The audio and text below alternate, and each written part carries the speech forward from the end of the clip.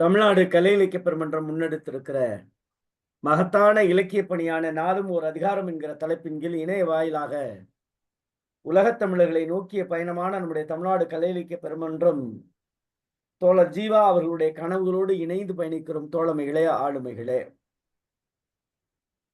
நம்முடைய நாளும் ஒரு அதிகாரம் என்கிற இந்த தலைப்பின் கீழ் இன்றைக்கு 98வது அதிகாரத்தை, பெருமை என்கிற அதிகாரத்தை 99ஆம் நாள் நிகழ்வில் நாம் சொல்ல இருக்கிறோம். தோழமைகளே, ஆளுமைகளே, இன்றைக்கு நம்மோடு முற்றோதல் வாயிலாக இணைந்திருக்கக்கூடிய மாணவர் வெண்கல குரலால் அவர் சொல்லிய வணக்கம் இன்னமும் மனத்தில் மகிழ்வை மேலும் மேலும் மேலோங்க செய்கிற உடையார் பாளையத்தில் இருக்கக்கூடிய ராம்சந்த் NR பொது மேல்நிலைப் பள்ளியினுடைய அருமை மாணவர், அதுவும் 4ஆம் வகுப்பே படிக்கக்கூடிய அருமை மாணவர் தம்பி வருண் அவர்கள் நம்மோடு முற்றோதல் வாயிலாக இணைந்திருக்கிறார். இதற்கு உரைப்பொழிவு செய்வதற்காக நம்மோடு இணைந்திருக்கக்கூடிய பேராசிரியர் பெருந்தகை, தமிழகத்திலே சிறப்புமிகு பல்கலைக்கழகமாக இருக்கக்கூடிய சென்னையில் இருக்கக்கூடிய சவிதா பல்கலைக்கழகத்தில் இணை பேராசிரியராக இருக்கக்கூடிய அருமை நண்பர் அவர்கள் இன்றைக்கு நம்மோடு இணைந்திருக்கிறார்கள். தமிழ்துறையினுடைய நம்முடைய பேராசிரியர் அவர்கள் புதுச்சேரி பல்கலைக்கழகத்தில் பக்தி இலக்கியத்தில் குறிப்பாக முனைவர் பட்டம் செய்து அதுல மிகு தகுதி பெற்ற பேராசிரியர் அவர்கள் நம்மோடு இணைந்திருக்கிறார். பல்கலைக்கழக மானிய குழு பல்கலைக்கழகத்தினுடைய பேராசிரியருக்கான தகுதி தேர்வு என்று சொல்லுகிறோமே, நெட் தேர்வை CBSE-யிலையும் நம்முடைய பல்கலைக்கழக மானிய குழுவிலும் 2 முறை தேர்வு பெற்ற பெருந்தகையாளர் ஆவார். நம்முடைய முதுகலை தமிழ் படிப்பு முடித்திருந்தாலும் கூட, தமிழ் இலக்கியத்தில் முடித்திருந்தாலும் கூட, முதுநிலை பட்டய கல்வி யோகாவிலே செய்திருக்கிறார்கள். தமிழ் புலவர் பயிற்சி வகுப்பினை தஞ்சை பல்கலைக்கழகத்திலே நிறைவு செய்திருக்கிறார்கள். கணினி அறிவியல் சான்றிதழ் படிப்பினையும் SSIயில் நிறைவு செய்திருக்கிறார்கள். கணினி அறிவியலில் டிப்ளமோ இன் கம்ப்யூட்டர் அப்ளிகேஷன் என்கிற அந்த பட்டய கல்வியை இந்தியா டெக் நிறுவனத்தில் நிறைவு செய்திருக்கிறார்கள் பேராசிரியர். பேராசிரியரும் புத்தக பணியை பார்த்தால் மகிழ்ச்சியாக இருக்கிறது. கண்டேன் கம்பனை என்கிற கட்டுரை தொகுப்பினுடைய பதிப்பு பணியில் இருக்கிறார்கள். வெளிச்ச விழுதுகள் என்கிற கவிதை தொகுப்பினுடைய ஆசிரியராக இருக்கிறார். அவர்கள் கருத்தரங்க பங்களிப்பை பார்த்தால் பட்டியலிடுவதற்கு நேரம் போதாது என்கிற நிலையில் ஒரு சிலவற்றை காலம் கருதி, அவருடைய பெருமை கருதி நாம் சொல்ல இருக்கிறோம். SRM பல்கலைக்கழக நடத்திய தமிழ் இலக்கியங்களில் மேலாண்மை என்ன தலைப்பின் கீழ் நடைபெற்ற கருத்தரங்கில் தமிழ் இலக்கியங்களில் வேளாண் மேலாண்மை என்கிற தலைப்பின் கீழ் கட்டுரையை ஒப்படைப்பு செய்து பாராட்டு பெற்றவர். சிறவை ஆதீனம் நடத்திய நிகழ்வு, முத்துக்கமலம் நடத்திய நிகழ்வு, பிரெஞ்சு நிறுவனம் நடத்திய நிகழ்வு, ஸ்ரீ சங்கரா பல்கலைக்கழகம் நடத்திய நிகழ்வு என தொடர்ந்து பயணிக்கக்கூடிய நம்முடைய பேராசிரியர் அவர்கள் புதுவை பல்கலைக்கழகத்தில் நடத்திய சுப்பிரமணிய பாரதியார் தமிழ் புலம் நடத்திய சித்தர் இலக்கியம் என்கிற பன்னாட்டு கருத்தரங்கங்களிலும் சித்தர்களின் முருக வழிபாடு என்கிற கட்டுரையும் செய்தவர்கள் ஆவார்கள். இப்படி அவர் தொடர்ந்து கதை தமிழ், சங்க இலக்கியங்களில் சிவனார் வழிபாடு, வள்ளுவரின் கல்வி நெறி என பல்வேறு தலைப்பின் கீழ் எண்ணிலடங்காத ஆய்வு கட்டுரைகளை தந்த பெருந்தகையாளர் ஆவார்.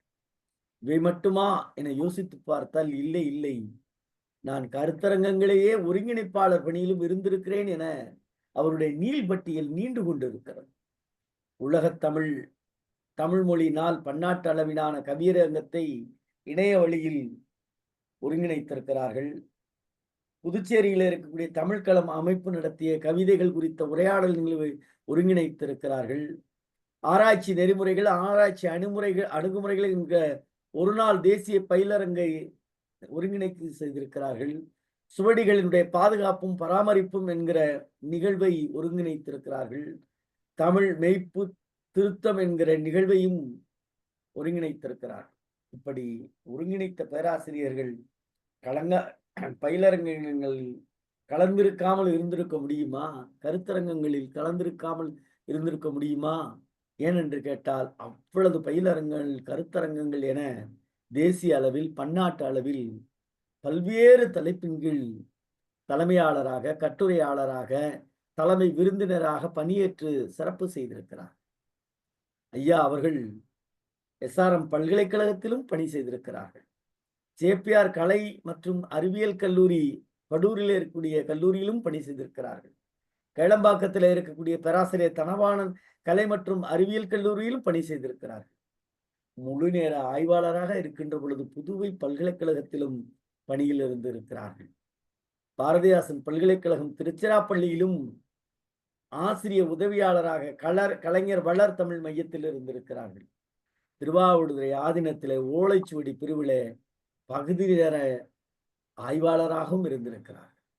பேராசிரியர் அவர்கள் கவிச்சுடர், இளம் நாவலர் விருது, நாடக கலைச்செல்வன் விருது, செந்தமிழ் சுடர் விருது, சொல்லரசு விருது, பாரதி படிச்செல்வர் விருது, இப்படி விருதுகளை அடுக்கிக் கொண்டே செல்லலாம். கவிஞர் கண்ணதாசன் விருது, பாரதிதாசன் விருது என பல்வேறு நிலைகளில் பெருமை சேர்த்த பேராசிரியர் அவர்கள் தென்னாப்பிரிக்கா, இலங்கை போன்ற நாடுகளில் எல்லாம் நடத்திய கருத்தரங்கங்களில் கலந்து கொண்டு பெருமை சேர்த்த நம்முடைய முனைவர் செல்வ கணபதி அவர்கள், ஞானசேகரன் செல்வ கணபதி அவர்கள் இன்றைக்கு நம்மோடு இணைந்திருக்கிறார்கள். பேராசிரியர் பெருந்தகையே ஒரு நீள் பணியாய், தொடர் பணியாய், தெய்வீக பணியாய், இலக்கிய பணியை செய்து வரக்கூடிய தங்களை இந்த மன்றம் அன்போடு வரவேற்பதில் மகிழ்ச்சி அடைகிறோம். தோழமையே, ஆளுமையே, மிக்க மகிழ்ச்சி, மிக்க மகிழ்ச்சி. முறையாக முற்றுதல் செய்ய வருமாறு அருமை தம்பி வருண் அவர்களை தோழமையோடு அழைக்கின்றோம். தம்பி வருண், இப்ப சொல்லுங்க உங்க குரலை, திருக்குறளை, பெருமையை சொல்லுங்க. அனைவருக்கும் மாலை வணக்கம். என் பெயர் வருண். நான் ராஞ்சன் என்ஆர் பொது மேல்நிலைப் பள்ளியில் 4ஆம் வகுப்பு படிக்கிறேன். உலக திருக்குறள் முற்றுதல் இயக்கத்தில் பயிற்சி பெறுகிறேன். அதிகாரம் 98. பெருமை. ஒளி ஒருவர்க்கு உள்ள வெறுக்கை இழி ஒருவர்க்கு அஃதிறந்து வாழ்த்தும் எனல். பிறப்புக்கும் எல்லா உயிர்க்கும் சிறப்போவா செய்தொழில் வேற்றுமையான் மேலிருந்து மேலல்லார் கீழிருந்தும் கீழல்லார் கீழல்லவர். ஒருமை மகளிரே போல பெருமையும் தன்னைத்தான் கொண்டொழுகின் உண்டு. பெருமை உடையவர் ஆற்றுவார் ஆற்றின் அருமை உடைய செயல். சிறியார் உணர்ச்சியுள் இல்லை பெரியாரை பேணிக் கொள்வேம் என்னும் நோக்கு. இறப்பே புரிந்த தொழிற்றாம் சிறப்புந்தான் சீரல்லவர் கண்படி. பணியுமாம் என்றும் பெருமை சிறுமை அணியுமாம் தன்னை வியந்து. பெருமை பெருமிதமின்மை சிறுமை பெருமிதம் ஊர்ந்து விடல். அற்றம் மறைக்கும் பெருமை சிறுமைதான் குற்றமே கூறிவிடும். அனைவருக்கும் நன்றி. அப்பா அம்மா பேர் என்ன முதல்ல அத சொல்லுங்க. வருண், அப்பா பேர் ஐயா. அப்பா பேரு சொல்லுங்க, அம்மா பேர் சொல்லுங்க. அப்பா பேரு வெங்கடேசன், அம்மா பேரு பி சபிதா. சபிதா? ஆமாங்கய்யா. வெங்கடேசன் சபிதா இணையருடைய அருமை மகன் வருணுக்கு நெஞ்சம் நிறைந்த வாழ்த்துக்கள் கலை இலக்கிய பெருமன்றம் சொல்லுகிறது. எவ்வளவோ பிள்ளைங்க சொல்றாங்க, எந்த இடத்துலயும் பிசிறு தட்டாம, தங்கு தடை இல்லாம, கடன்னு அருவி போல உங்க குரல் எனக்கு ரொம்ப பிடிச்சிருக்கு. பேச்சு போட்டியெல்லாம் கலந்துக்குங்க, பிரைஸ் வாங்கலாம். ஏன்னா உங்க குரல் அருமையான குரல். பேச்சு போட்டியில நிறைய எழுதுங்க. குட்டீஸே நல்லா படிங்க. குறிப்பா உங்களுடைய பள்ளியினுடைய தலைமை ஆசிரியர், உங்களுடைய தமிழாசிரியர் அத்தனை பேருக்கு நாங்க வாழ்த்து சொன்னதா நாளை போய் சொல்லணும் கிளாஸ்ல. சொல்லுவீங்களா மாட்டீங்களா? கலை இலக்கிய பெருமன்றத்துல இருந்து உங்களுக்கு வாழ்த்து சொன்னாங்க அப்படின்னு சொல்லணும். குட்டீஸ் வருண், ரொம்ப சந்தோஷம் குட்டி, வாழ்த்துக்கள். ரொம்ப அருமை. இருந்து கவனிங்க. இப்படி பெருமை என்கிற அதிகாரத்தை பெருமையோடு சொன்ன வருணுக்கு இந்த மன்றம் பெருமை கொள்கிறது. இந்த அதிகாரத்திற்கு முற்றோதல் செய்த இந்த அதிகாரத்திற்கு உரைப்பொழிவு தருமாறு அருமை பேராசிரியர் சபதா பல்கலைக்கழகத்தினுடைய தமிழ் துறையினுடைய இணை பேராசிரியர் முனைவர் ஐயா செல்வகணபதி அவர்கள் உரைப்பொழிவு தருவார்கள். மிக்க மகிழ்ச்சிங்க. நன்றி. தமிழை வாழ்த்தி தொடங்குகின்றேன். தமிழே வாழ்க, தாயே வாழ்க, அமிழ்தே வாழ்க, அன்பே வாழ்க, கமழ கமழ கனிந்த கனியே வாழ்க, அமைந்த வாழ்வின் அழகே வாழ்க, சேர சோழ பாண்டியரெல்லாம் ஆற வளர்த்த ஆயே வாழ்க, ஊரும் பேரும் தெரியாதவரும் பாரோர் அறிய செய்தாய் வாழ்க, சீரிய அறமும் சிறந்த வாழ்வும் ஆறும் அடையும் அறிவை பொழிந்தாய், வீரம் தந்தாய், மேன்மை வகுத்தாய், ஈரநெஞ்சே இன்பம் என்றாய், குமரி நாட்டில் தூக்கிய கொடியை இமய தலைமேல் ஏறச் செய்தாய், தமிழை தனித்த புகழில் நட்டாய், தமிழின் பகைவர் நெஞ்சை சுட்டாய், முத்தமிழம்மா முத்தமிழம்மா தத்துவ உணர்வை முதலில் தந்தாய், எத்தனை இலக்கியம் இலக்கணம் வைத்தாய், முத்துக்கடலே பவழக்கொடியே எழுத்தே பேச்சே இயலே வாழ்க, இழைத்த குயிலே இசையே வாழ்க, தழைத்த மயிலே கூத்தே வாழ்க, ஒழுக்க வாழ்வின் உயிரே வாழ்க, தமிழே ஆதி தாயே வாழ்க, தமிழர்க்கெல்லாம் உயிரே வாழ்க, தமிழ்நாட்டுக்கும் பிறநாட்டுக்கும் அமிழ்தாய் அமைந்த அம்மா வாழ்க, ஊரில் தமிழன் மார்பை தட்டி பாரில் தமிழன் நானே என்னும் சீரை தந்த தமிழே வாழ்க, ஓரா உலகின் ஒளியே வாழ்க என்று தமிழை வாழ்த்தி தொடங்குகின்றேன். மிக சிறப்பான முறையிலே தமிழ்நாடு கலை இலக்கிய பெருமன்றம் வீறுநடை போட்டு நடத்தி கொண்டிருக்கக்கூடிய அற்புதமான நிகழ்வு, நல்லதொரு நிகழ்வு. திருக்குறள் நாளும் ஒரு அதிகாரம் என்கிற இணைய வழி பொழிவை கண்டு மிகவும் வியக்கின்றேன். ஒவ்வொரு நாளும் ஒவ்வொரு பேராசிரியர் பெருந்தகைகள், தமிழறிஞர்கள், தமிழ் ஆர்வலர்கள் என அனைவரும் இந்த நிகழ்ச்சியிலே வந்து பங்கெடுக்க செய்யக்கூடிய ஒரு வாய்ப்பினை அளித்துக் கொண்டிருக்கக்கூடிய தமிழ்நாடு கலை இலக்கிய பெருமன்றத்தினுடைய தகை சான்ற சான்றோர்கள் முனைவர் கருமுருகன் ஐயா, தமிழறிஞர் சிவசுப்பிரமணியம் ஐயா மற்றும் இப்பொழுது வந்திருக்கக்கூடிய முனைவர் மகாராஜன் ஐயா, அதே போல நல்லாசிரிய பெருந்தகை முனைவர் நாகராஜன் ஐயா என்றெல்லாம் இங்கு தமிழ் ராஜர்களாக, தமிழ் அரசர்களாக, தமிழ் அற்புத மனம் உடையவர்களாக, தமிழ் மனத்தை உலகெங்கும் பரப்பக்கூடிய நிலையில் இருக்கக்கூடிய நல்ல நெஞ்சத்தை படைத்த அன்பு கெழுமிய தமிழறிஞர்களாக விளங்கக்கூடிய உங்கள் அனைவருக்கும் செல்வ கணபதியின் அன்பான வணக்கங்களை தெரிவித்துக் கொண்டு இங்கே 4 நிலையிலே இந்த பொழிவினை நிகழ்த்த இருக்கின்றேன். முதலில் எல்லோருக்கும் தெரிந்த செய்திதான் திருக்குறள் என்பது. ஆனால் இங்கே திருக்குறளுடைய சிறப்பு, அதே சமயத்தில் பொருட்பாலினுடைய சிறப்பு, குடியினுடைய சிறப்பு, பெருமை என்கிற அதிகாரத்தினுடைய பொழிவாக இங்கு 4 நிலையிலே உங்கள் முன்னே என்னுடைய உரையினை வைக்க விருப்பப்படுகின்றேன்.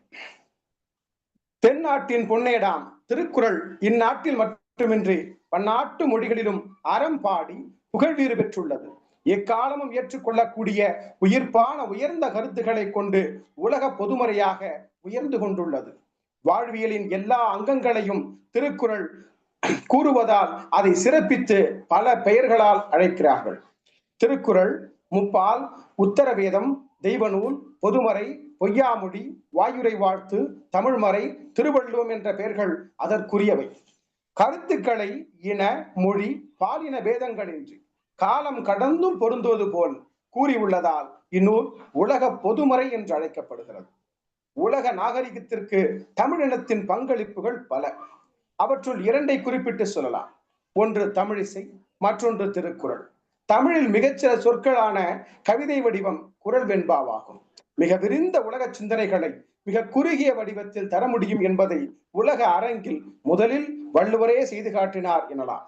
சின்ன குழந்தையின் சிரிப்பு முதல் மெய் உணர்தல் வரை வள்ளுவர் மண்ணுக்கும் விண்ணுக்குமான சிந்தனைகளை தம் அளவில் சிறிய நூலில் பொதிந்து வைத்துள்ளார். வள்ளுவத்தை மட்டும் உலக பொதுமறை என்கின்றோம். காரணம் என்ன? தமிழ் மொழியில் அமைந்தது என்பதை தவிர இனம், நாடு குறித்த வெளிப்படையான தன்னடையாளம் எதையும் வள்ளுவர் தம் நூலில் கூற முற்படவில்லை. தமிழ், தமிழ்நாடு, வஞ்சி, மதுரை, பாண்டியர், சோழர் ஆகிய அடையாளம் காட்டும் எந்த சொல்லும் திருக்குறளில் காணப்படவில்லை. திருக்குறளை ஐரோப்பிய மொழிகளில் மொழிபெயர்த்த நன்றிக்குரியவர்கள் பெயர்களை இங்கே நினைத்து பார்க்க வேண்டும். G U Pope. ஏனென்றால் நம்முடைய தமிழறிஞர்கள் மொழிபெயர்ப்பு செய்திருந்தாலும் கூட அயல் நாட்டவர் ஆங்கிலத்தில் பயின்று அவர் மொழியை விடுத்து நம் மொழிக்கு நம் இடத்திலே வந்து நம் மொழியை கற்றுக்கொண்டு நம் மொழியில் உள்ள அற இலக்கியங்களை உள்வாங்கிக் கொண்டு அதில் சாலச் சிறந்த ஒன்றினை எடுத்து மொழிபெயர்ப்பு செய்து தான் பெற்ற இன்பத்தை தன்னுடைய மக்களும் தன்னுடைய ஊரும் தன்னுடைய நாடும் பெற்று அறவழியில் வாழ வேண்டும் என்ற மேலான சிந்தனையாக அந்த சிந்தனை இப்படிப்பட்ட ஆங்கில அறிஞர்களாலும் வெளிநாட்டு அறிஞர்களாலும் ஏற்படுத்தப்பட்டது என்றால் அவருடைய உள்ளுணர்வு திருக்குறளை படிக்க வேண்டும், எழுத வேண்டும், மொழிபெயர்ப்பு செய்ய வேண்டும் என்ற நிலையிலே இருந்திருந்தால் மட்டுமே இந்த நிலையை எழுதியிருக்க முடியும். G U. Pope, Kindersley, Ellis, Drew, Charles கி ரோவர், ராபின்சன், லாசரஸ், ஸ்காட், பாப்லி ஆகியோர் ஆங்கிலத்திலும், பெஸ்கிப், டாக்டர் கிரவுன் ஆகியோர் லத்தீன் மொழியிலும் இன்னும் பல்வேறு மொழிகளிலே மொழிபெயர்த்திருக்கிறார்கள். அதே கால அளவில் ஒரு மிகச்சிறந்த ஒரு செய்தியை சொல்ல வேண்டும் என்றால், எல்லிசார் என்கிற மிகச்சிறந்த ஒரு ஆங்கில அறிஞன். அவன் நிதித்துறையிலே மிகச்சிறந்த ஒரு பதவியிலே இருந்தவன். அந்த அந்த நிலையிலே நம்முடைய திருக்குறளை எடுத்து படித்து அதனால் உள்ளூரி அதனால் அவனுடைய செயல்கள் மாறி அறக்கருத்துக்கள் ஏற்றுக்கொண்டு நீதி கருத்துக்களால் தன்னுடைய வாழ்வியலையே மாற்றிக்கொண்டவன் என்று சொன்னால் அது மிக இல்லை. அதே கால அளவில் அவன் அங்கு இருக்கின்ற பொழுது அன்றைய சென்னை மாநில தலைமை நிதி அதிகாரியுமான எல்லிஸ் என்கிற ஒருவர் வள்ளுவதாசனாக வாழ்ந்திருக்கிறார். கிபி 1818 சென்னையில் உருவான குடிநீர் தட்டுப்பாட்டினை போக்குவதற்காக எல்லிஸ் வெட்டிய கிணறுகளில் ஒன்று சென்னை ராயப்பேட்டை பெரியபாளையத்தம்மன் கோயிலில் இன்றும் உள்ளது. இக்கிணற்றின் கைப்பிடி சுவரில் பதிக்கப்பட்டுள்ள ஒரு கல்லில் எல்லிஸ் துரை 1818 ஆண்டில் வெட்டி வைத்த கல்வெட்டு இன்றளவும் நம் பார்வைக்கு உள்ளது. அதில் என்ன எழுதுகிறார் தெரியுமா? சாயங்கொண்ட தொண்டிய சானூறு நாடென்னும் ஆழியில் இடைத்த வழக்குறு மாமணி குணக்கடன் முதலாக குட கடலளவு நெடு நிலந்தாழ நிமிர்ந்திடு சென்னப்பட்டினத்து எல்லிஸ் என்பவன் யானே. பண்டார காரிய பாரம் சுமக்கையில் புலவர்கள் பெருமான் மயிலையம்பதியான் தெய்வ புலமை திருவள்ளுவனார் திருக்குறள் தண்ணீர் திருவுளம் பற்றிய. அழகா சொல்றாரு பாருங்க. அந்த மயிலாப்பூரில் பிறந்த திருவள்ளுவனுடைய அவன் எழுதிய குறளிலே என்னுடைய மனமானது பற்றி லயித்தது என்ற செய்தியை கல்வெட்டாக, அதுவும் நம்முடைய மொழி அறிஞன் கிடையாது, அதுவும் நம்முடைய நாட்டவன் கிடையாது, அயல் நாட்டவன் வந்து அவன் இருக்கக்கூடிய பதவியிலே இருந்து அவனுக்கு ஏற்படுத்தப்பட்ட ஒரு செயலிலே ஒரு குடிநீருக்காக வெட்டப்பட்ட கிணற்றிற்கு அருகாமையிலே இந்த கல்வெட்டினை வடித்திருக்கிறான் என்றால் ஒவ்வொருவரும் தண்ணீரை பருகுகின்ற பொழுது அவனுடைய தமிழ் தாகத்தையும் சேர்த்து பருக வேண்டும் என்ற எண்ணத்தை அந்த எல்லிஸ் துரையன் நிகழ்த்திருக்கிறான். அதே போல சொல்லுகின்றான், திருக்குறள் தண்ணில் உள்ளம் பற்றி இருபுணலும் வாய்ந்த மலையும் வருபுணலும் வல்லரனும் நாட்டிற்கு உறுப்பு என்ற குறளையும் பதித்திருக்கிறான் என்பதின் பொருளை எண்ணுள் ஆய்ந்து சொல்லுகின்ற பொழுதிலே ஓர் அழகிய குறளை மேற்கோளாக கையாண்டிருக்கிறார். மற்றொரு கல்வெட்டில் என்ன தெரியுமா இருக்கின்றது? நாம் எல்லோரும் நினைத்திருக் கொண்டிருக்கிறோம்.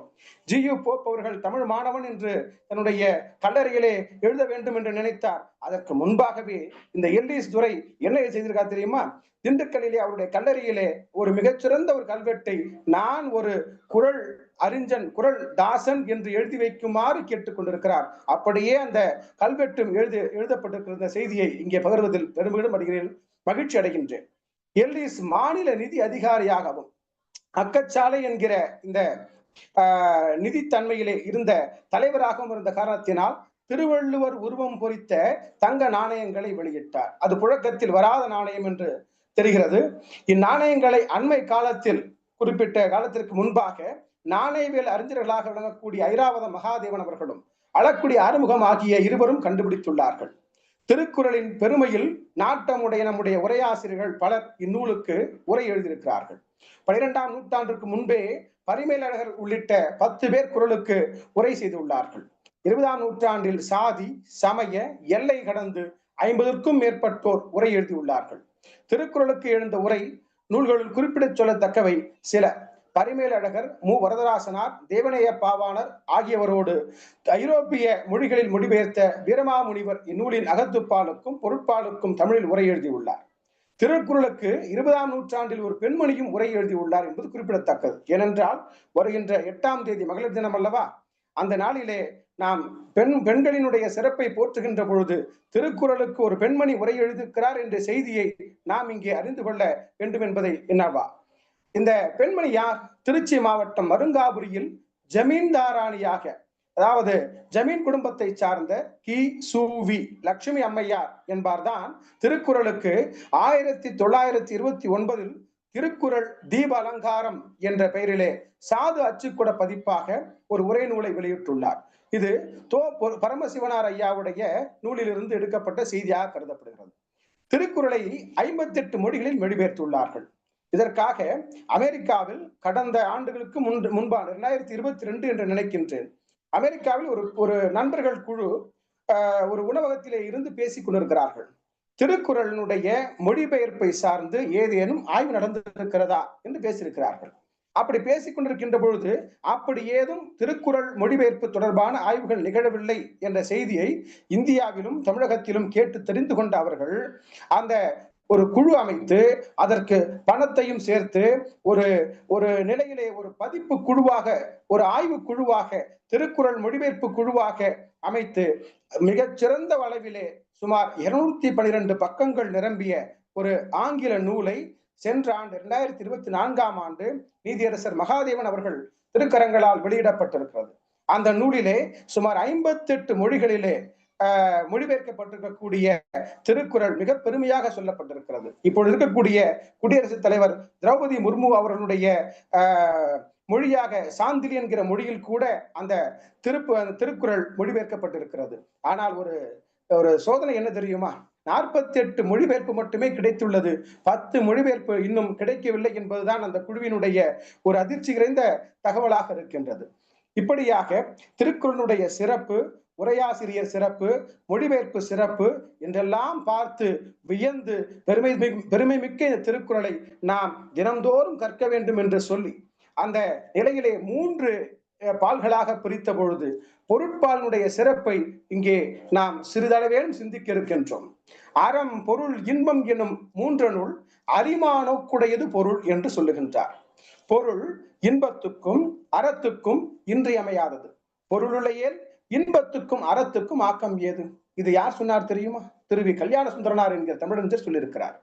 அறம், பொருள், இன்பம் என்ற நிலையிலே பொருள் என்பது அரிமா நோக்கு என்ற சிந்தனையை மிகச் சிறப்பான முறையிலே சொல்லி, பொருள் இல்லை என்றால் நாம் அறம் செய்வதற்கும் இயலாது, பொருள் இல்லை என்றால் இன்பம் தூக்கவும் இயலாது என்கிற நிலையிலே மிக சிறந்த நிலையிலே பொருளை வைத்திருக்கிறார். பொருளோடு வாழ வேண்டும். இதில் 2 பொருள் இருக்கிறது.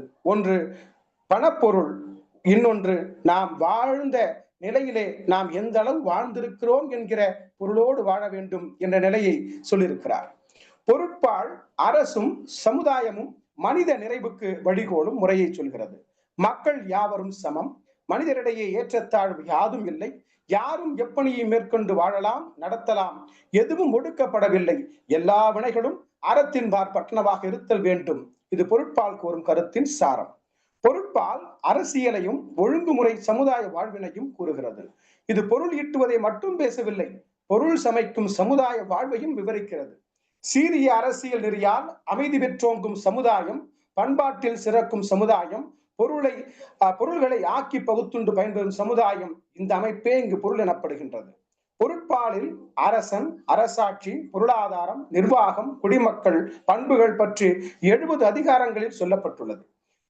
உள்ள பொருளை மேலும் பெருக்கவும், அதை தமக்கும் பிறருக்கும் பயன்படும் நல்வழிகளில் செலவிடவும், அப்பொருளை பிறர் வஞ்சித்து கவராமல் காக்கவும் பொறுப்பும் வாய்ந்த அரசமைப்பும் அதற்கு அறிவுரை கூறவல்ல அமைச்சரவையும் தேவை என்கிறது பொருட்பால். அரசமைப்பு அதற்கு அறிவுரை கூறவல்ல இந்த செய்தியை சொல்லுகின்றது. இப்படி முறையாக அமைக்கப்பட்ட சமுதாயத்திலிருந்தே பொருள் உண்டாக்க முடியும். இவ்வாறாக அரசியலையும் அது நிலைப்பட காரணமான குடிமக்களின் நல்வழிப்பட்ட உயர் பண்புகளையும் விளக்குவதுதான் இந்த பொருட்பாலின் உள்ளீடாகும். ஒரு நாட்டின் தலைவனாக விளங்கும் அரசனாக மட்டுமல்லாமல் அரசருள் தலைவனாக விளங்க வேண்டும் என்று கூறும் வள்ளுவர் அரசருக்குரிய பண்புகள் ஒரு நிலையிலும் அவர் தம் செயல்திறன்களை பிறிதொரு நிலையிலாக அரசியலில் கூறி செல்லுகின்றார். அரசியலின் சிறப்பெல்லாம் குடிமக்களின் உயர்வே என்ற நோக்கில் வள்ளுவர் பொருட்பாலின் முடிவில் குடியியலில் குடிமக்கள் பெருமையையும் பண்பும் சால்பும் அன்பும் நாணும் ஒப்புரவும் கண்ணோட்டமும் வாய்மையும் மானமும் உயிராக கொண்ட இயல்பையும் எடுத்துரைத்து குடிமக்கள் வாழ்க்கையில் சிறந்து விளங்குவதற்கு உரிய நெறிகளையும் இந்த குடியியலை சொல்லுகின்றார். இப்பொழுது குடியியல் குறித்த சிறப்பியல்களை காணலாமா? உயர் குணங்கள் கொண்டோரை குடிப்பிறந்தோர் என அழைக்கின்றார். உண்மையிலேயே இந்த சொல்லாடலை நிச்சயமாக குறித்துக் கொள்ள வேண்டும். உயர் குணங்கள் கொண்டோரை குடிப்பிறந்தார் என அழைக்கின்றார் வள்ளுவர். அவர்களை இல் பிறந்தார், குடி பிறந்தார், வாய்மை குடி, பழங்குடி, மாசற்ற குடி, குலத்திற் பிறந்தார் எனவும் வழங்குகின்றார். இவரிடம் இருக்க வேண்டிய குடிமை பண்புகளாக, அதாவது நற்குணங்களாக அவர் காட்டுவன என்ன தெரியுமா? நேர்மை, நான், ஒழுக்கம், வாய்மை, நான், நகை, ஈகை, இன்சொல், யாரையும் இகழாமை, செல்வத்திற்காக குணம் கெடாமை, செல்வம் குன்றிய போது கொடுப்பதில் குறையாமை, வஞ்சனை இல்லாமை, குற்றம் நீங்கியமை, அன்பின்மை தோன்றாமை, மேம்பாடான பேச்சு, பணிவுடைமை ஆகியன பொருட்பாலின் குடியியலில் வள்ளுவரின் சிறப்பு பங்களிப்பாக இவை கருதப்படுகின்றன. அதுக்கு அடுத்ததாக பார்க்கக்கூடிய நிலை பெருமை என்கிற அதிகாரத்தினுடைய சிறப்பியல்புகளை குறித்து காணலாம். பெருமையாவது மானம் உடையார்க்கு வரும் மேன்மையா. உண்மை. மானம் உடையவர் எவரோ அவர் பெருமைக்குரியவராக கருதப்படுகிறார். மானம் காத்தல் என்பது மிக முக்கியம். நேற்றைய அதிகாரம் அதுவாக இருந்தது. மானம் எந்த அளவிற்கு மிக முக்கியம் என்பதை நேற்று சொற்பொழிவாளர் சுபாஷினி அம்மையார் அவர்கள் தெளிவாக சொன்னார். அதை தாண்டி மிக சிறப்பான முறையிலே அறச்செல்வி அம்மையார் சொன்னார்.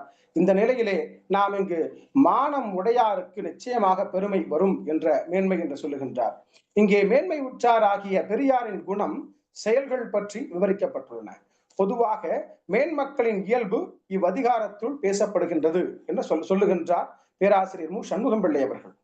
ஆனால் நாம் நினைக்கின்றோம், ஏதோ வெந்ததை தின்று விதிவென்றால் சாவோம் என ஊக்கமிழந்து வாழ்வது மாந்தற்கு பெருமை சேர்க்காது. உண்மையாக சொல்லுகின்றோம்.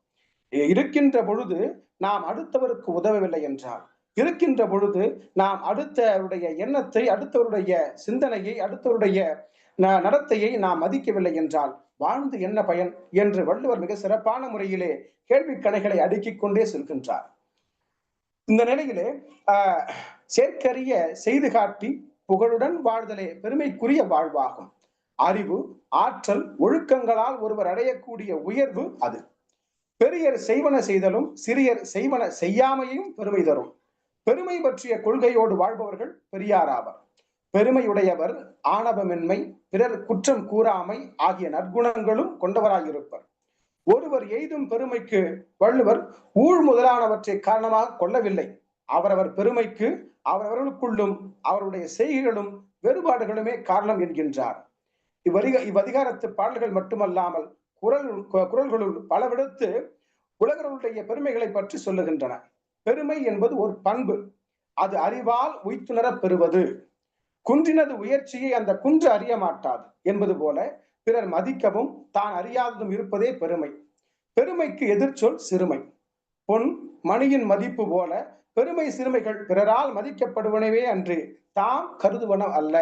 ஒருவரது பெருமையாவது மற்றவர்களால் தகுதி நலம் கருதி மதிக்கப்படுவது என்று சொல்லி இந்த குறளினுடைய சிறப்பு, அதே போல பொருட்பாலுடைய சிறப்பு, அதனில் இருக்கக்கூடிய குடியியலின் சிறப்பு, அதில் இருக்கக்கூடிய பெருமை என்கிற அதிகாரத்தினுடைய சிறப்பை குறித்து சொல்லி பின்னர் பெருமை என்கிற அதிகாரத்தில் உள்ள 10 குறட்பாக்களுக்கும் இங்கே என்னால் என்ற உரையினை தருகின்றேன்.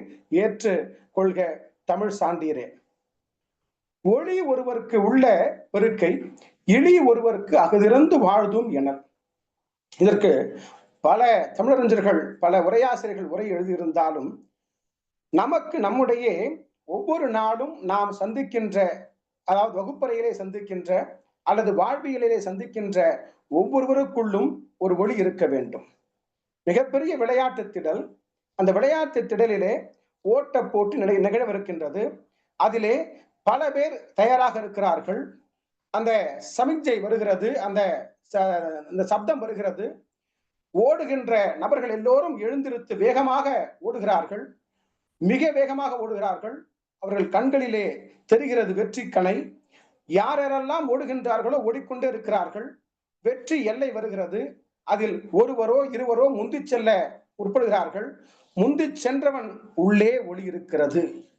அடுத்த நிலையிலே இருப்பவன் பயிற்சியும் முயற்சியும் இருந்தும் சற்றே ஒளி குறைந்து தன்னால் முடியுமா என்ற எண்ணத்திலே அவன் தொய்வடைகின்ற பொழுது இரண்டாம் நிலை அடைகின்றான்.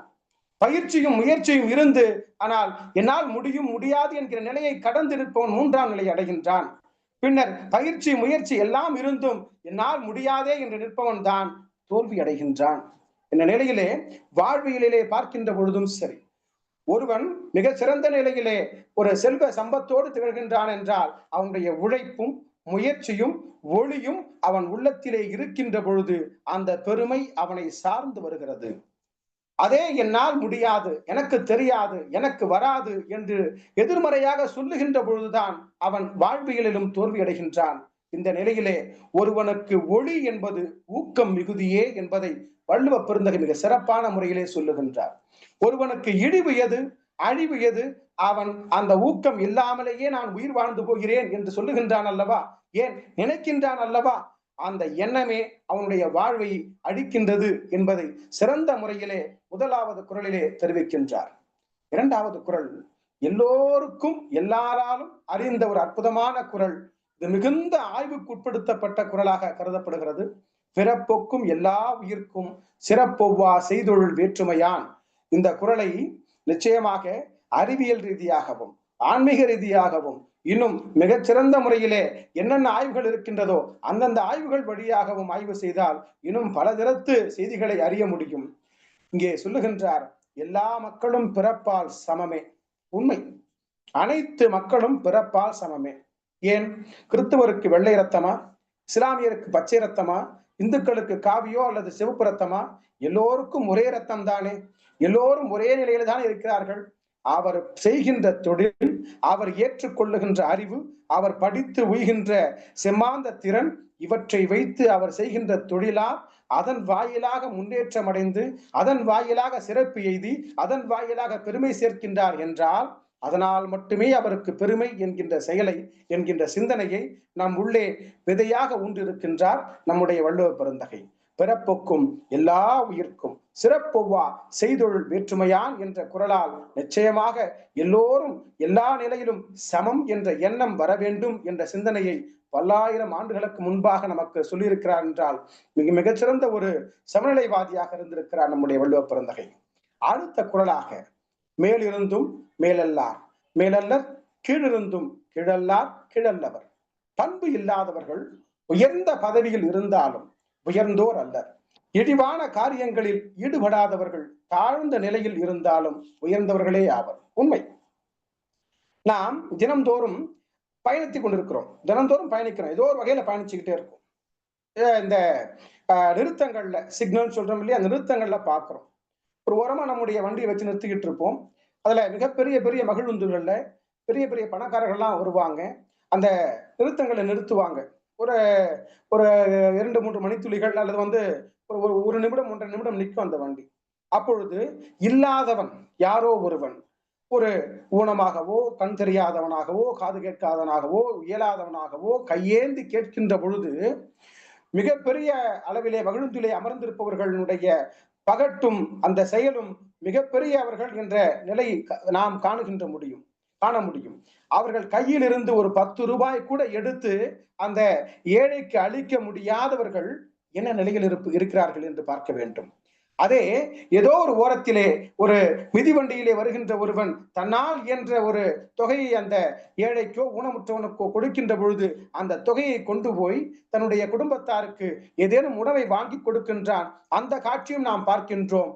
ஆகவே பண்பு இல்லாதவர்கள் உயர்ந்த பதவியில் இருந்தாலும் உயர்ந்த நிலையில் இருந்தாலும் அவர்கள் செய்கின்ற செய்கையால் அவர்கள் கீழானவர்கள். ஆனால் இங்கே அவனால் முடியாத சூழ்நிலை முடியாத இருக்கின்ற பொழுது அவன் தன் இடத்தில் கிடைக்கக்கூடிய பொருளை கொண்டு போய் தன்னுடைய குடும்பத்தாருக்கும் உற்றாருக்கும் தேவையானவருக்கும் கொடுக்கின்ற பொழுது அவன் கீழாவனாக இருந்தாலும் அவன் கீழல்டன் மேலோன் என்ற செய்தியை மிக சிறப்பான முறையிலே அவர் சொல்லியிருக்கின்றார். அடுத்ததாக செய்தியை பார்க்கின்ற பொழுது அடுத்த குறளிலே ஒருமை மகளிரே போல பெருமையும் தன்னைத்தான் கொண்டொழுகின் உண்டு என்று சொல்லுகின்றார். இதற்கு பல சான்றாதாரங்களை கொடுக்க முடியும். கற்பு கரசியாக விளங்கக்கூடிய கண்ணகி ஆனாலும் சரி, அதே போல சாவித்திரி ஆனாலும் சரி, அதே போல நமக்கு இந்த கற்பு கரசிகள் சொல்லி நமக்கு இதுல இந்த நல தமயந்தி ஆனாலும் சரி, சந்திரமதி ஆனாலும் சரி, அதே போல இன்னும் பல இருக்கார்கள், பல பல பல பல பேர் இருக்கிறார்கள். அந்த நிலையிலே அவளுடைய செயல்பாடு எல்லாம் தன்னை காத்து கொண்டும் தன்னுடைய கணவனுக்காக தன்னுடைய உடலையும் உள்ளத்தையும் வைத்துக் கொண்டும் இருக்கின்றவர்கள் மிக சிறந்த நிலையிலே போற்றப்படுகின்றார்கள். ஆனால் அந்த நிலையிலே தன் நிலை மாறாமல் சிறந்த முறையில் சான்றோனாக இருக்கின்றவர்கள் கூட கற்புக்கரசினுடைய நிலைக்கு செல்லலாம் என்கின்ற ஒரு நிலையிலே நாம் நம்முடைய வாழ்ந்த காலத்திலே வாழ்ந்த ஒரு பெரியாரை சான்றாக எடுத்துக் கொள்ளலாம். APJ அப்துல் கலாம் ஐயா அவர்களைத்தான் நாம் சொல்லுகின்றோம். மிகச்சிறந்த முறையிலே அவருடைய நிலையிலே இருந்து தன்னால் முடிந்த பணிகளை செய்து கொண்டு தன்னால் தனக்கும் பெருமை ஏற்படுத்திக் கொண்டு அடுத்தவரையும் உயரச் செய்து கொண்டு கல்வி அறிவையும் அடுத்தவருக்கு கொடுத்து கொண்டு இன்றளவும் பெயரும் புகழோடும் நிலைத்து நிற்கிறார் என்றால் இந்த நிலைதான் இந்த குரலைத்தான் நாம் எண்ணி பார்க்க வேண்டும். தன்னிலை தவறாமல் ஒருவன் தன்னைத்தானே காத்து கொண்டு வாழ்வானேயானால் கற்புக்கரசிகளுக்கு கிடைக்கும் புகழும் பெருமையும் அவனுக்கு கிடைக்கும் என்பது திண்ணம் என்பதை இந்த குரலின் வழி ஆணித்தரமாக மிகச் சிறப்பான முறையிலே வள்ளுவ பெருந்தகை எடுத்து கையாண்டுள்ளார். அடுத்த குரலாக, பெருமை உடையவர் ஆற்றுவார் ஆற்றின் அருமை உடைய செயல். எத்தனை நெருக்கடி வந்தாலும் பிறர் செய்வதற்கு அரிய செயல்களை உரிய வழிகளில் செய்து முடிப்பவர் பெருமை உடையவர். எடுத்துக்காட்டாக நேற்றைய இந்த நிகழ்ச்சியைத்தான் சொல்ல வேண்டும். அதிகாரம் 97 மானம் என்கிற நிலையிலே பேராசிரியர் சுபாஷினி அவருடைய பேச்சு தொடர்ந்து வந்து கொண்டே இருந்தது. இடையிடையே தடைபட்டாலும் அந்த தடையை உடைக்கின்ற அளவிலே நம்முடைய கரு முருகன் ஐயா அவர்களும் நம்முடைய அறச்செல்வி அம்மா அவர்களும் முனைவர் மகாராஜன் ஐயா அவர்களும் நல்லாசிரியர் நாகராஜன் ஐயா அவர்களும் அந்த நிலையை, ஐயோ என்னப்பா இது இணைய வழி தொடர்பு பெரிய பிரச்சனையா இருக்கே என்ற அந்த நிகழ்ச்சியை நிறுத்தி விடாமல் எத்தனை நெருக்கடி வந்தாலும் அந்த மானத்தை, தமிழ் மானத்தை, தமிழர் மானத்தை எடுத்து இயம்பி முழு நிகழ்வை சுமார் 9:45 மணி அளவில் வரை அந்த நிகழ்ச்சியை கொண்டு சென்றார்கள் என்றால் இந்த இடரை விடவா இன்னும் பல இடர்கள் இருந்தாலும் அந்த இடரை எல்லாம் தகர்த்தெறியக்கூடிய மனநிலை, மன திண்மம் நமக்கு நம்முடைய தமிழருக்கு உண்டு என்பதை இங்கே சொல்லுகின்றார். எத்தனை நெருக்கடி வந்தாலும் பிறர் செய்வதற்கு அரிய செயல்களை உரிய வழிகளில் செய்து முடிப்பவர் தான் பெருமை உடையவர். அப்படி பெருமை உடைய அமைப்பு தான் தமிழ்நாடு கலை இலக்கிய பெருமன்றம். அந்த பெருமையை சார்ந்தவர் தான் முனைவர் கரு முருகன் ஐயா அவர்கள், சிவசுப்பிரமணியன் ஐயா அவர்கள் என்று சொல்லி இந்த குரலுக்கு அவர்களையே எடுத்துக்காட்டாக நான் காண்பிக்கின்றேன். மிக்க மகிழ்ச்சி. அடுத்த குரலாக, சிறியார் உணர்ச்சியுள் இல்லை பெரியாரை பேணிக் கொள்வோம் என்னும் நோக்கு என்ற குரலிலே பெருமைக்கு உரியவர்களை பின்பற்றி அவர் மரபை காப்போம் என்னும் நல்லெண்ணம் சிறியவர் மனத்துள் இராது. உண்மைதான். இந்த குரலுக்கு நம்முடைய ஐயா அவர்கள் மிக சிறப்பான முறையிலே அவரை நான் எடுத்துக்காட்டாக சொல்ல முடியும். அவருடைய பேச்சு மிக சிறந்த ஒரு பேச்சாக இருக்கும். அவர் ஐயா எடுத்து சொல்லுகின்ற பொழுதெல்லாம் நன்னூல் நூற்பாவினை எடுத்துக்காட்டாக சொல்லிக் கொண்டே இருப்பார். முன்னோர் மொழி போல் அன்றி அவர் மொழியும் பொன்னே போல் போற்றும் என்பதற்கிணங்க ஐயாவுடன் சில பட்டிமன்றங்களிலே பேசி இருக்கின்றேன். அந்த நிலையிலே அவருடைய தமிழ் உச்சரிப்பும் தமிழ் செழுமையும் அந்த என்ன சொல்ல முடியாது, மனப்பாடம் செய்த அத்துணை பகுதிகளையும் மிக சரளமாக பேசக்கூடிய வல்லமை படைத்தவர் ஐயா அவர்கள். அப்படிப்பட்ட பெரியாரை நான் என்னுடைய வழிகாட்டியாக எடுத்துக்கொண்டதனால் இந்த அளவிற்கு நான் பேசுகின்றேன். மயிலம் தமிழ் கல்லூரி என்னை வளர்த்தது. அந்த கல்லூரியில் இருக்கக்கூடிய அத்துணை பேரறிஞர்களும் பேராசிரியர்களும் அவருடைய வழியை நான் இன்றளவும் நினைத்து பார்க்கின்றேன். அந்த நினைத்து பார்ப்பதனால்தான் கலை இலக்கிய பெருமன்றம் என்னை அழைத்து சிறப்பித்தது. அந்த சிறப்பு தான் எனக்கு பெருமை அளித்தது என்று சொல்லுகின்றார் போல என்னுடைய பெருமைக்கும் நிச்சயமாக முன்னோர்கள் சென்ற வழியை நான் பின்பற்றுவதனால்தான். முன்னோர் சென்ற வழியை நான் பின்பற்றவில்லை எனில் நான் சிறியவனாக ஆகிவிடுவேன், அல்லது பின்பற்றாதவர்கள் சிறியவராக ஆகிவிடுவார்கள். ஆகவே அந்த சிறியவருக்கு பெருமை ஏற்படாது. பெரியோருடைய வழியை பின்பற்றினால்தான் நாம் பெருமை கொள்ள முடியும் என்கின்ற இந்த செயலிலே இந்த குரலை பார்க்கின்ற பொழுது சிறியார் உணர்ச்சியுள் இல்லை பெரியாரை பேணிக்கொள்வோம் என்னும் நோக்கு என்ற இந்த குரலை பார்க்க முடிகிறது. 7வது குரலாக, இறப்பே புரிந்த தொழிற்றாம் சிறப்புந்தான் சீரல்லவர் கண்படின் என்ற அந்த குரலை பார்க்கின்ற பொழுது பணம், படிப்பு, பதவி ஆகிய சிறப்புகள் சிறுமை குணம் உடையவரிடம் சேர்ந்தால் அவர்களின் செயல்கள் அகங்காரத்தோடு வருவனவாம். இப்பொழுது நான் பார்த்து கொண்டிருக்கின்றேன். என்னுடைய வகுப்பறையிலே பல இடங்களிலே நான் பணி செய்திருக்கின்றேன். பார்க்கின்ற பொழுது நிறைய பணம் உடையவன், நிறைய செல்வாக்குடையவன், கல்வி என்கின்ற ஒரு செயலை ஏற்றுக்கொள்ள இயலாத சில மாணவர்கள் எல்லாம் இருக்கிறாங்க. பல இடங்கள்ல பார்த்திருக்கேன். ஆனால் அவனுக்கு கல்வி ஏதோ ஒரு வகையிலே பாஸ் ஆக்கி விட்டணும்ன்ற மாதிரி போயிட்டு இருக்குங்க. அதே போல தேர்ச்சி அடைஞ்சிடணும், அதே சமயத்துல பிளேஸ்மெண்ட்ல ஒரு வேலையை வாங்கிடணும், 35,000-40,000 சம்பளம் வாங்கிடணும். ஆனால் அவன் யாரையும் மதிக்க மாட்டான். இன்றளவும் கூட நம்மெல்லாம் இப்ப பார்க்கிறோம், பழம்பெரும் பேராசிரியர்கள் பேரறிஞர்களை எல்லாம் பார்க்கின்ற பொழுது வணங்க கை சேருகின்றது. ஆனால் அவன் கண்டும் காணாததும் போல இருக்கின்றான். இந்த நிலையை பார்க்கின்ற பொழுது மனமெல்லாம் வேகின்றது. ஏனென்றால் பணம் இருக்கிறது, படிப்பு ஒரு டிகிரி வாங்கிடுறான், பதவி வந்துடுது. ஆனால் அவன் அகங்காரத்தோடு நடக்கின்ற பொழுது அவனுடைய பெருமை எல்லாம் குறைந்து போகின்றது. இந்த குரல் அவன் அந்த இக்கால இளைஞர்களுக்கு சிறப்பாக பொருந்தும் என்று எண்ணுகின்றேன். அதுக்கு அடுத்த குரலாக, பணியுமாம் என்றும் பெருமை சிறுமை அணியுமாம் தன்னை வியந்து. பண்புடைய பெரியோர் எல்லோரிடமும் எப்பொழுதும் பணிவுடன் பழகுவார்கள். பண்பு இல்லாத சிறியோர் தம்மைத்தாமே புகழ்ந்து கொண்டு இருமாந்து கிடப்பார்கள். இதற்கு எடுத்துக்காட்டாக ஒரு கதை சொல்லலாம் என்று இருக்கின்றேன். திருச்செந்தூரிலே தருமபுர ஆதீன கட்டளை தம்பிரான் வெள்ளியம்பல தம்பிரான் என்கிற மிகச்சிறந்த தமிழறிஞர், தொல்காப்பியத்திலும் நன்னூலிலும் இன்னும் பல இலக்கண இலக்கியங்களில் புலமை சான்ற ஒரு கவிஞர், தமிழறிஞர் என்றெல்லாம் போற்றப்படுகின்ற வெள்ளியம்பல தம்பிரான் அங்கே வசித்து வந்த பொழுது அந்த ஊரிலே திருச்செந்தூரிலே புன்புலவன் என்கின்ற ஒரு புலவன் தான் மிகப்பெரியவன், தான் மிகச் சிறந்தவன் என்றெல்லாம் மார்தட்டி கொண்டு ஊர் சுற்றி கொண்டிருக்கின்றான். அந்த நிலையிலே மயிலத்திலிருந்து சிவபிரகாச சுவாமிகள் அங்கே செல்லுகின்றார்.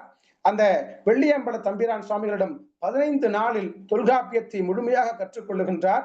கற்றுக்கொண்டு இறை வழிபாட்டிற்காக திருச்செந்தூர் கோயிலுக்கு செல்லுகின்றார். அந்த நிலையிலே அந்த புன்புலவன் வருகின்றான். அவன் சொல்லுகின்றான், நீ யார், நான் யார் தெரியுமா என்றெல்லாம் விவாதித்துக் கொண்டிருக்கிறான்.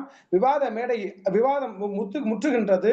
அந்த நிலையிலே அந்த புன்புலவனிடம் சிவபிரகாச சுவாமிகள் சொல்லுகின்றார், என்னுடைய தமிழ் ஆசிரியர் எனக்கு 15 நாளிலே தொல்காப்பியம் கற்றுக் கொடுத்த வெள்ளியம்பல தம்பிரானை நீர் கீழாக பேசியிருக்கிறாய், இது சரியல்ல, உன்னோடு நான் வாதிட தயார், என்னுடைய புலமையை நான் வென்றுவிட்டால் என்னுடைய தமிழ் ஆசிரியருக்கு அது சேரும் என்று சென்று சேரும், நீ அவருடைய நிலையிலே ஒரு அளவும் நீ எதிர்க்க கூடாது, சென்று விட வேண்டும் என்று சொல்லவும், சரி அந்த விவாதத்திற்கும் அந்த போட்டிக்கும் ஒத்துக்கொள்கின்றான் புன்புலவன்.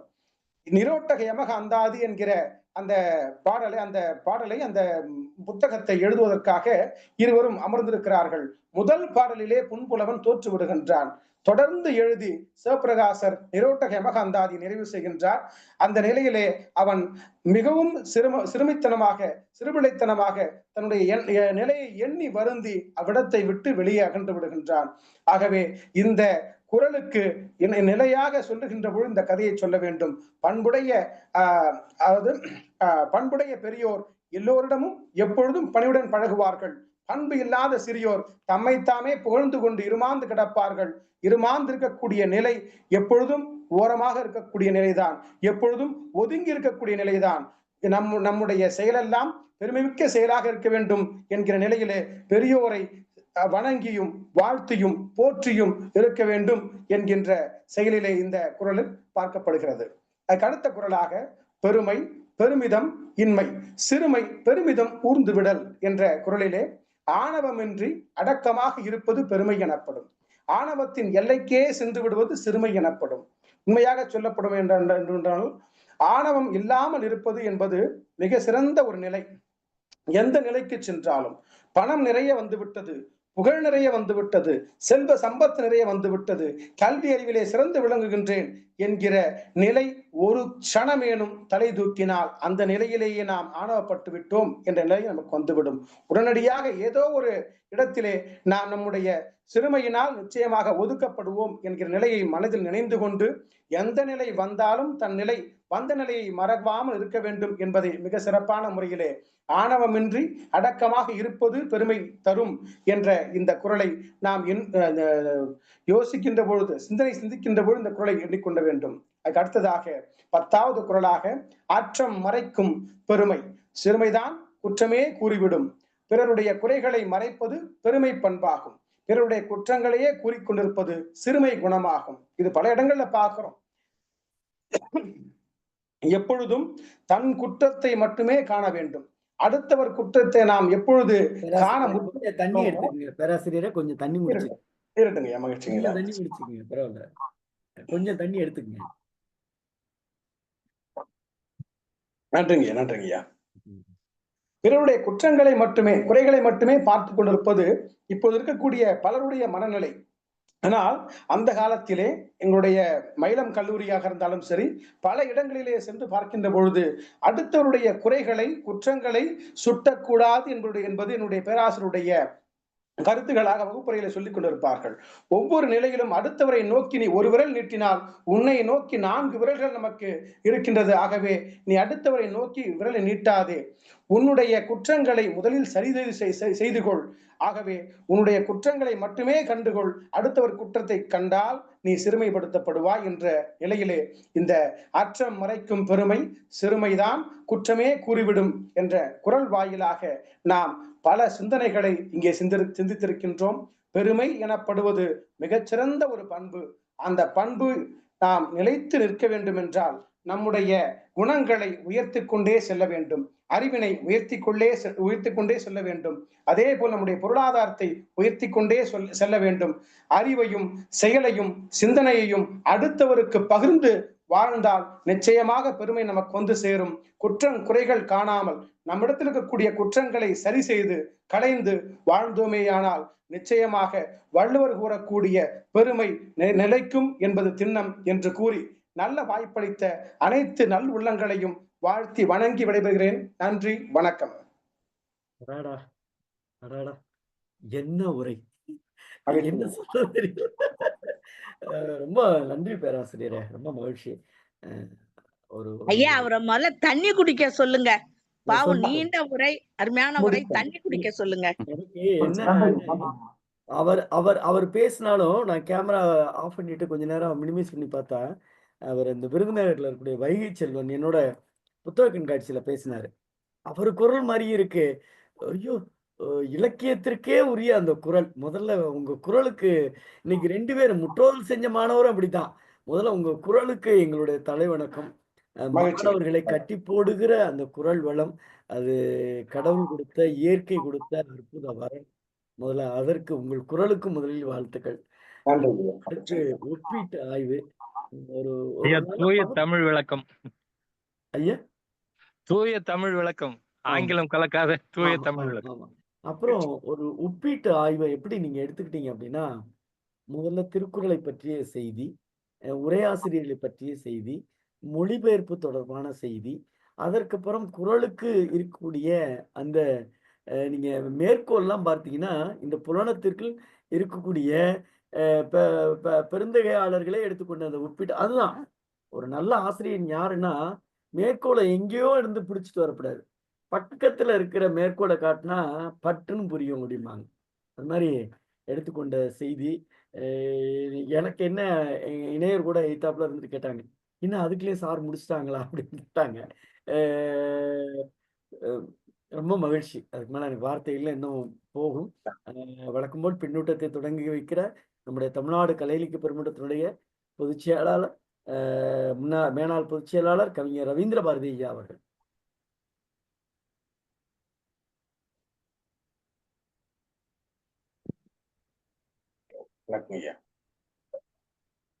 அனைவருக்கும் வணக்கம். முற்றோதல் செய்த நம்முடைய அருமை பேரன் வருண் சும்மா அப்படியே துப்பாக்கியிலிருந்து குண்டு வெளியே வந்த மாதிரி பளிர் பளிர் பளிர் பளிர் பளிர் 10 குறளையும் அருமையா சொல்லி முடிச்சிருக்காரு. ஒரு 4ஆம் வகுப்பு படிக்கிற ஒரு அருமையாக குறளை சொல்லி முடித்திருக்கிறார்.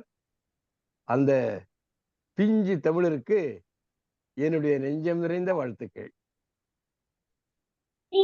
பேராசிரியர் மகிழ்ச்சி மகிழ்ச்சி மகிழ்ச்சி கண்ணா, மகிழ்ச்சி மகிழ்ச்சி, வாழ்த்துக்கள் வாழ்த்துக்கள். அடுத்து பொழிவு செய்த பேராசிரியர் அவர்கள் சும்மா மழை பிடிச்ச மாதிரி ஒரு நீண்ட நேரம், அந்த நேரம் போனதே தெரியாமல் இந்த அதிகாரத்தை வைத்தே குறளின் சிறப்புகளை எல்லாம் பெருமைகளை எல்லாம் மிக அழகாக தொகுத்து கூறியிருக்கிறார்கள். திருக்குறள் எப்படி ஒரு வாழ்வியல் இலக்கியம், ஒரு வாழ்வியல் வழிகாட்டி, வாழ்வியல் நெறி விளக்கம் என்பதையெல்லாம் அழகாக, சிறப்பாக, ஆற்றொழுக்கான நடையுடன் மிக அழகாக சொல்லியிருக்கிறாரு. அவருக்கு என்னுடைய அன்பான வாழ்த்துக்கள். இந்த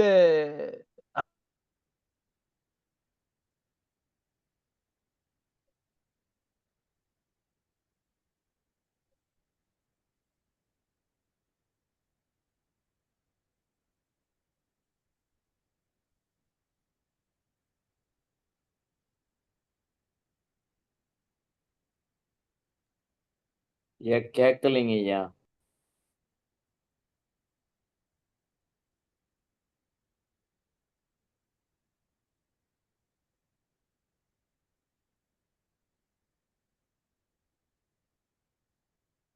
ஒரு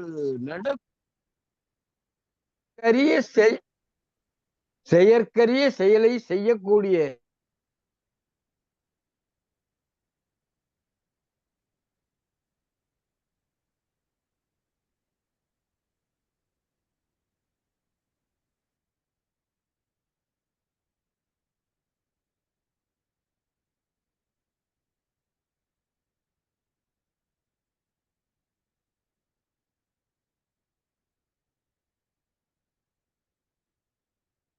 மேனாள் பொதுச் செயலாளருக்கு இணைய பிரச்சனை இருக்குன்னு நினைக்கிறேன். அவங்க இடையில அப்புறம் சேர்ந்துடுறாங்க. அதனாலதான் ஒண்ணும் பண்ண முடியல. ஆ. பாப்போம். ஒரு 2 நிமிஷம் பாப்போம். இல்லைன்னா அடுத்து நீங்க தொடரலாம்.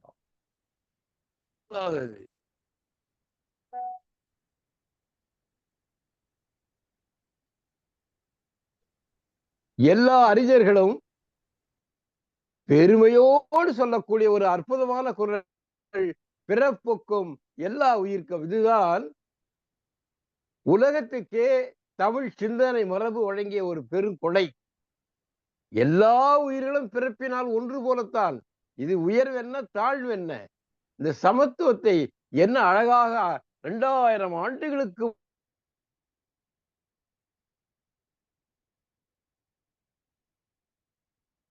வள்ளுவ சமத்துவத்தை விளக்கியிருக்கார். சிறப்பில் வேற்றுமையால் அவரவர் செய்யக்கூடிய தொழில்களிலே வேறுபாடு இருக்கலாம், தொழில்களிலே உயர்வு தாழ்வு இருக்கலாம்.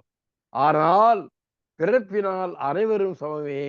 எனவே பெரிய பதவியில் இருப்பவன் உயர்ந்தவன் அல்ல, சிறிய பதவியில் இருப்பவன் தாழ்ந்தவனும் அல்ல, பெரிய செல்வன் உயர்ந்தவனும் அல்ல, வறுமையிலே வாடுபவன் தாழ்ந்தவனும் அல்ல. அறிவு அது எல்லா நிலைகளிலும் மனிதர்களை சமமாக பார்க்கின்ற இந்த அருமையான ஒரு சமத்துவ சிந்தனை, தமிழ் சிந்தனைக்கே உரிய ஒரு மிகப்பெரிய ஆற்றல் மிக்க சிந்தனை வள்ளுவ பேராசான் இதை வழங்கி இருக்கிறார்கள். எனக்கு இந்த அதிகாரத்துல பிடிச்ச இன்னொரு குறள் பாருங்க. ஒருவருக்கு அறிவு, ஆற்றல், சிறப்பு, பெருமை, செல்வம்,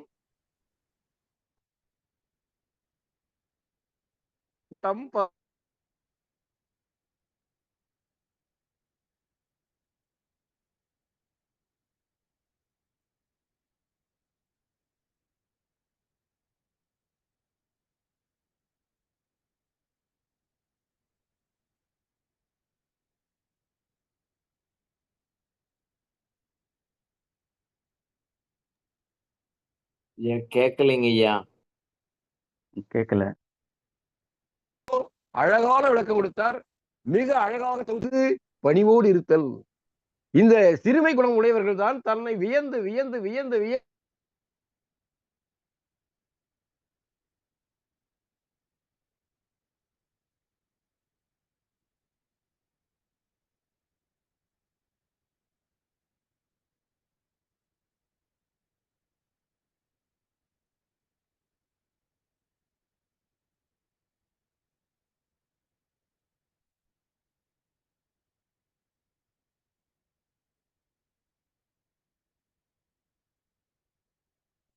காதைகளையும் சும்மா அற்புதமா நான் சொல்லுவேங்க.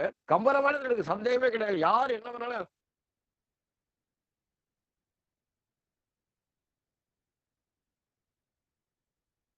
ஆள் என்று ரொம்ப பெருமையா பேசுவார். அதெல்லாம் சிறுமை குணம். சிறுமை அணியுமாம் தன்னை வியந்து. இப்படி ஒவ்வொரு குறளும் முத்து முத்தாக வள்ளுவர் எடுத்து சொல்லியிருக்கிறார். அப்புறம்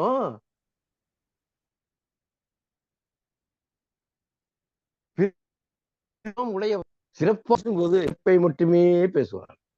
அவருடைய குறைகளை மறைத்து பேசுவார். ஆனா சிறியவர்கள் என்ன பண்ணாங்க தெரியுமா? அவர்களும் இருக்கிற சிறப்புகளை எல்லாம் மறைத்து அவர்களுக்கு சின்ன குறைகளை மட்டும் பெருசா பெருக்கி சொல்லுவோம்.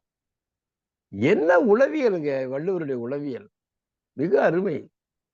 இந்த அதிகாரத்தை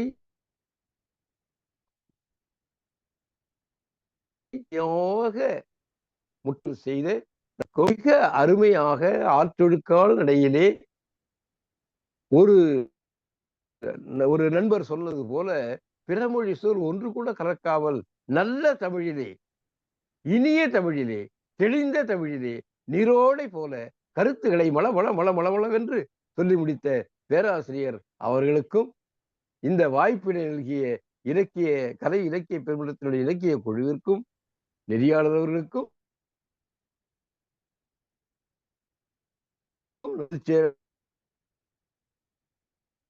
கருத்துக்களையும் உலகம் முழுவதும் கேட்டுக்கொண்டிருக்கின்ற அன்பு தமிழ் நெஞ்சங்களுக்கு வாழ்த்துக்களையும் அன்பையும் வணக்கத்தையும் தெரிவித்துக் கொள்கிறேன். நன்றி, வணக்கம். நன்றிங்க ஐயா. அடுத்து சிவசுப்பிரமணியம் தோழர். அன்பான தோழர்கள் அனைவருக்கும் வணக்கம். இன்னைக்கு முற்றுதல் செய்த மாணவர் வருண் அழகா அருமையான உச்சரிப்புடன் மழைப்பொழிவு போல சொன்னார். வருண்னாலே மழை தானே, அது அது வரம் தந்தது மாதிரி இருந்துச்சு. அவருக்கு பாராட்டுகளும் வாழ்த்துக்களும். அடுத்து மகிழ்ச்சி மகிழ்ச்சி ஐயா. உரைப்பொழிவாளர் முனைவர் செல்வ கணபதி, அந்த பேர்லயே செல்வம் இருக்கு பாருங்க. கல்வி செல்வம் நிறைஞ்சிருக்கு அவர்கிட்ட. கல்வி செல்வமானது நிறைஞ்சிருக்கு, அதனாலதான் செல்வ கணபதி. அடுத்து குரல் வளத்தை பார்த்தீங்கன்னா, மாணவர்களை கட்டி போட்டது போல் இன்னைக்கு நம்மளை கட்டி போட்டார். ரொம்ப அருமை. அந்த தமிழ் வாழ்க அப்படின்னு கவிதை வாசித்தது ரொம்ப சிறப்பா இருந்துச்சு, ரொம்ப அருமை. அடுத்து திருக்குறள் பற்றிய செய்திகள், எல்லிஸ் பற்றிய செய்திகள் எல்லாம் ரொம்ப தொகுத்து அருமையாக நமக்கு அளித்தார். அது அவருடைய மெனக்கடலை ரொம்ப எண்ணி வியந்து போகிறேன். எல்லாம் அருமையாக மேற்கோளுடன் உரைப்பொழிவு நிகழ்த்திய முனைவர் செல்வ கணபதி அவர்களை பாராட்டி வாழ்த்துகிறேன். அடுத்து ஒன்றே ஒன்று அவர் சொல்ல விடுபட்டு விட்டது.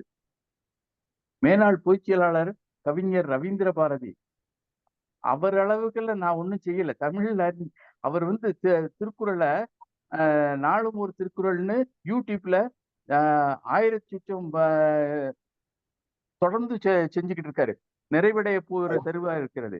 அவர் அவரை நீங்க குறிப்பிட்டு சொல்லி பாராட்டி இருக்கலாம். என்னைய கூட விட்டுறலாம். ஏன்னா நான் படிச்சது கணேசர் செந்தமிழ் கல்லூரி, சிறந்த கல்லூரி, 6 சிறந்த கல்லூரிகளில் ஒன்று.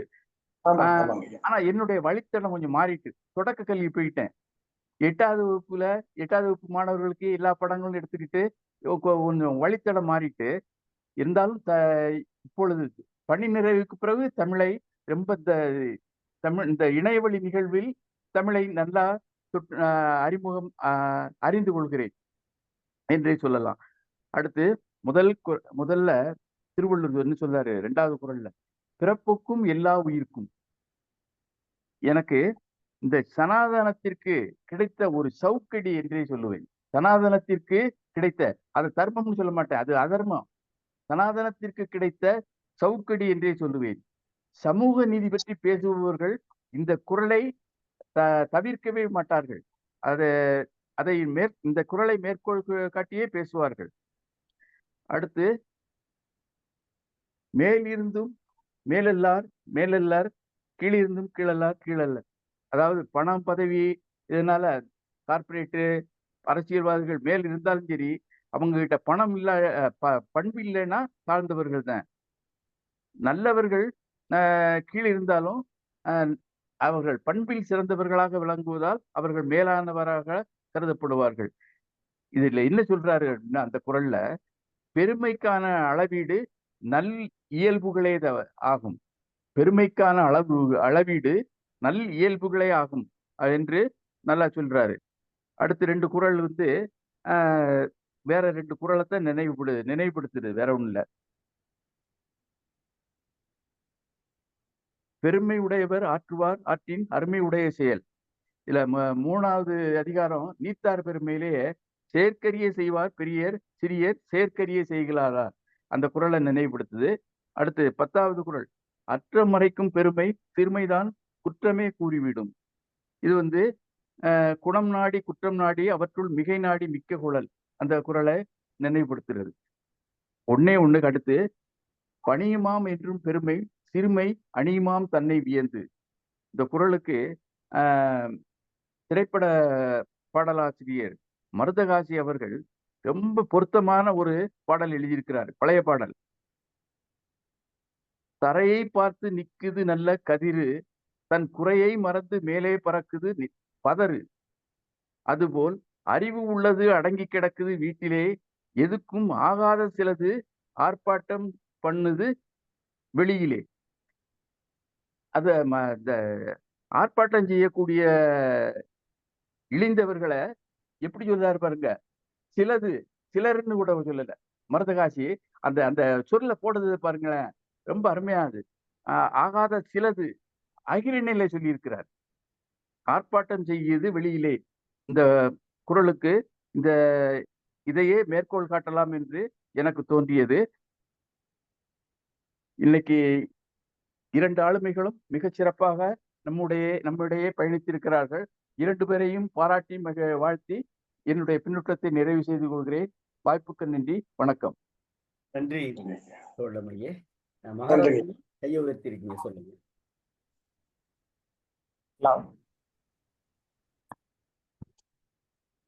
ஹலோ, கேக்குதுங்க ஐயா, பேசலாங்க. தமிழ்நாடு கலை இலக்கிய பெருமன்ற உறுப்பினர்கள், தோழமைகள், மூத்த அறிஞர் பெருமக்கள் அனைவருக்கும் வணக்கம். செல்வ கணபதி ஐயா இந்த குறளுக்கே உரிய ஒரு சிறப்பு மிக்கவர். இன்னைக்கும் சரி, எப்போ போன் பண்ணாலும் அவர் ஆற்றுப்படுத்திய பணியில தான் நான் வந்து ஏபிஆர் கலைஞர்கள் கல்லூரி. அவருக்கும் உரிய சிறப்பு தாங்க ஐயா. நம்ம ஆற்றுப்படுத்தல்ன்றதை விட உங்களுடைய திறமை, உங்களுடைய செயல்பாடு. ஆகவே நீங்க அங்க தமிழ்துறை தலைவராக இருக்க மிக்க மகிழ்ச்சி. என் அன்பிற்கினே நண்பர் மகாராஜன் ஐயா அவர்களுக்கு மிக்க மகிழ்ச்சியும் நன்றியும். ஆற்றுப்படுத்திய பணியில தான் இன்னைக்கும் வந்து பயணிச்சிருக்கேன். இருந்தாலும் எந்த ஒரு செயல் செஞ்சாலும் சரி, அந்த குறளுக்கே உரிய ஒரு தனித்தன்மையோட சிறப்பித்து பயணிக்கக்கூடியவர். உடனே வந்து தொலைபேசியில் ஐயா சிறப்பா பண்ணி போகுதுயா அப்படின்னு, அதாவது யாருமே இந்த ஊக்கப்படுத்துதல்ங்கிறது வந்து இன்னைக்கு பேராசிரியர் சமூகத்திடையே வந்து ரொம்ப குறைஞ்சிட்டு தான் சொல்ல முடியும். ஆனா எந்த ஒரு நிகழ்வு செஞ்சாலும் நல்லா சிறப்பா செய்தீங்கய்யா அப்படின்னு ஊக்கப்படுத்த, நல்லா பண்ணுங்கய்யா, சிறப்பா செய்தீங்கன்னு அப்படி பெருமையா பேசக்கூடிய ஒரு நபர் தான் அவர். இந்த இணைவில் இந்த நிகழ்வில் நான் இணைவதற்கும் முக்கிய காரணமா என்னைய வழிநடத்தியவரும் அவர் தான். அவருக்கு வாழ்த்துக்களையும் முற்றோதல் செய்த மாணவருக்கு வாழ்த்துக்களை சொல்லி விடைபெறுகிறேன். நன்றி. நன்றி பேராசிரியர். அரசெல்வியம்மா. அனைவருக்கும் வணக்கம். இன்று காலம் கருதி வேண்டான்னு நினைச்சேன். ஆனாலும் இன்றைய உரையாசிரியரை பெருமையை 2 வரியாவது சொல்லணும். பேசுறவங்களா பேசிட்டா கடைசியில டைம் இருந்தா சொல்லலான்னு பார்த்தா ஐயா கூப்பிட்டுட்டாங்க. இன்று முற்றோதல் செய்த மாணவர் அரியல் ஒரு அரும்புக்கு மணிக்குறள் அருமையா இருக்கு. எப்பயாவதுதான் அரியலூர் வந்து தலை காட்டுது. அந்த வகையில அரியலூர் வந்தது எனக்கு ரொம்ப பெருமை. மாணவனுக்கு வாழ்த்துக்கள், பாராட்டுக்கள்.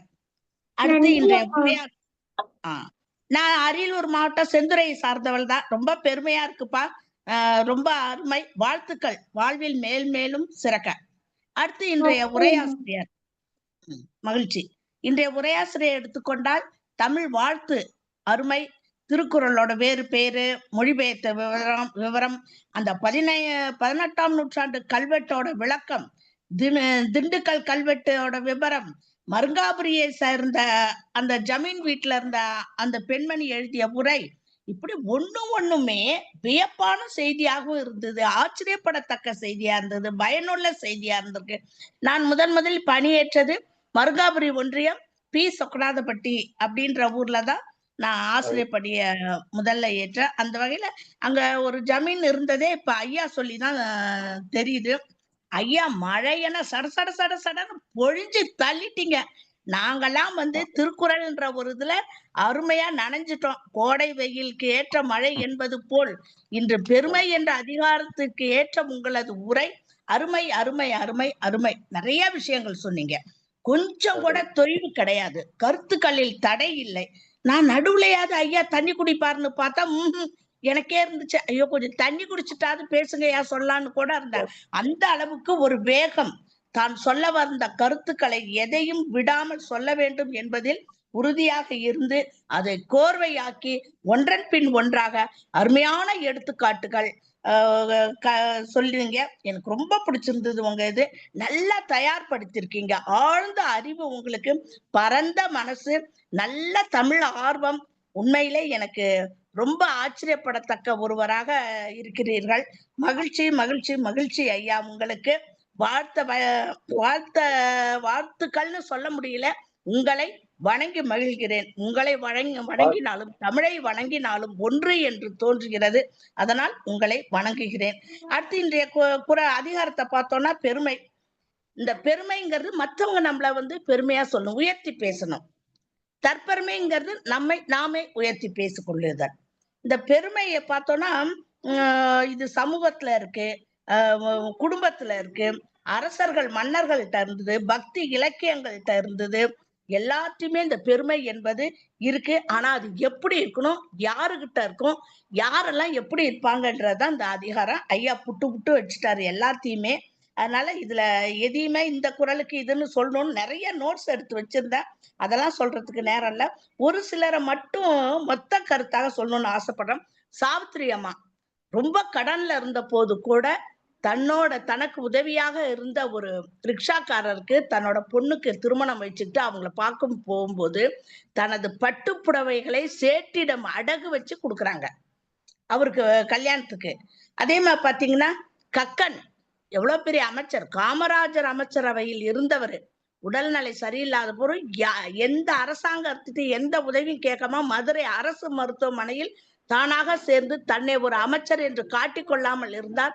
அந்த அரசு மருத்துவமனைக்கு ஒரு விழாவுக்கு சென்ற நமது மறைந்த முன்னாள் முதலமைச்சர் எம்ஜிஆர் அவர்களுக்கு இந்த செய்தி போய் அவர் உடனே பார்த்துட்டு ஆச்சரியப்பட்டு போனார்.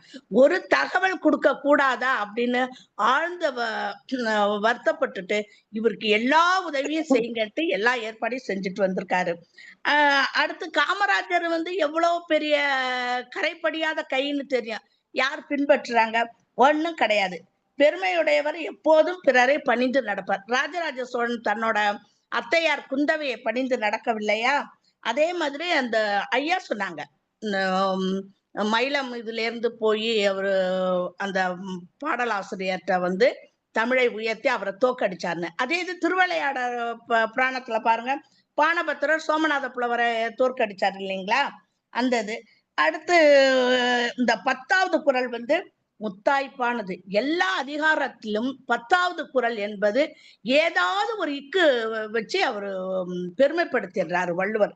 அந்த வகையில இதுல பாத்தீங்கன்னா, பிறருடைய குறையை மறைப்பவர் நட்பு, பிறருடைய குற்றத்தை சுட்டி காட்டுறது சொந்தம்.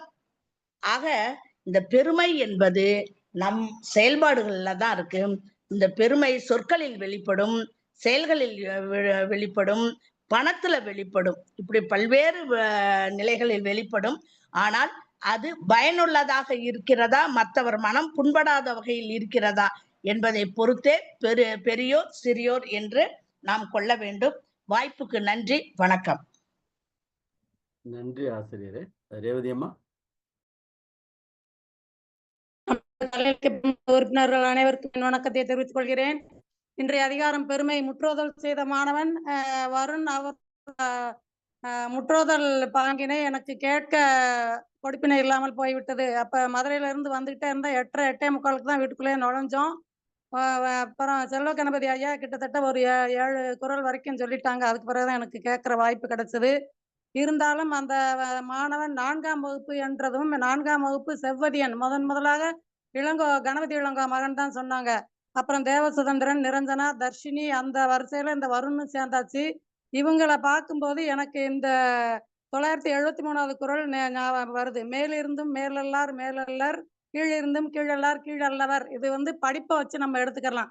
நிறைய படிச்சவங்க எத்தனையோ பேர் இருக்காங்க. ஆனா அவங்க எல்லாம் இந்த குறள் சொல்றதுல அவங்க வரல. இந்த சின்ன குழந்தைங்க 5ஆம் வகுப்புக்கு உள்ள படிக்கிற பிள்ளைகள் இவ்வளவு ஆர்வமா சொல்றாங்க அப்படிங்கிறது எனக்கு அது ஒரு மனசுக்குள்ள தோணுச்சு.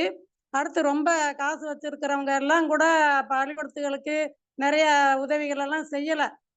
மதுரையில பாத்தீங்கன்னா ராஜேந்திரன் ஒரு பெரியவர், அவர் இந்த வத்தல் வடகம் இந்த மாதிரி பொருட்களை விற்று பல கோடிக்கணக்கான தொகைய அவர் படிக்காத வேற ஒரு பள்ளிக்கூடத்துக்கு கொடுத்துருக்காரு அப்படிங்கிறத நம்ம கேள்விப்படுறோம். ஆயி பரிபூர்ணம்னு ஒரு அம்மா இருக்காங்க. அவங்களும் அப்படிதான் நிறைய கோடிக்கணக்கான உடைமைகளை சொத்தை பூராமே அரசாங்க பள்ளிக்கூடத்துகளுக்கு எழுதி கொடுத்துட்டாங்க அப்படிங்கிறத கேள்விப்படுறோம். இதை சாலமன் பாப்பையா ஒருக்க சொன்னார். அவங்க படிச்ச பள்ளிக்கூடத்துக்கு 10 லட்சம் தந்தாராம். என்னை விட இந்த ராஜேந்திரன் தான் உயர்ந்தவர். நான் படிச்ச பள்ளிக்கூடத்துக்கு தான் கொடுத்தேன், ஆனா அவர் அந்த மாதிரி இல்லை. அப்படிங்கும்போது இந்த திருக்குறளை நம்ம நினைக்க வேண்டியது இருக்கு.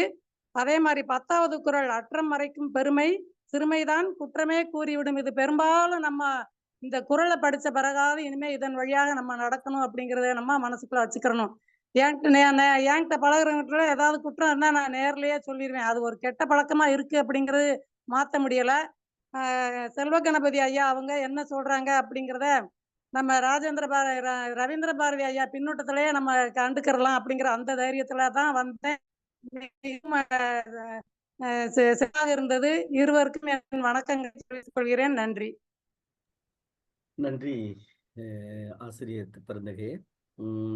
கிருஷ்ணன் சங்கை கிருஷ்ணன் தொடர். ஐயா வணக்கம். கேக்குதுங்களா? கேக்குதுங்க, சொல்லுங்க. அனைவருக்கும் வணக்கம். இன்னைக்கு அருமையான ஒரு சொற்பொழிவு. அதை முத்தோதல் செய்த அரியலூர் ஆண் சிங்கம் தம்பி வருண் 4 வயசு தான். ஆனா இருந்தாலும் அவருடைய அந்த முத்தோதல் என்பது மிக சிறப்பு. வருங்காலத்தில் அவர் பெரிய தமிழ் அறிஞராக வருவதற்கான வாய்ப்பு இருக்கிறது. அவரை நம் தமிழ்நாடு கல்விக்கழகம் வாழ்த்தும். அடுத்து உரையாசிரியர்கள் மிக சிறப்பாக எல்லாவற்றையும் சிறப்பாக சொன்னார். காலம் கருதி அதை விவரிக்க முடியவில்லை.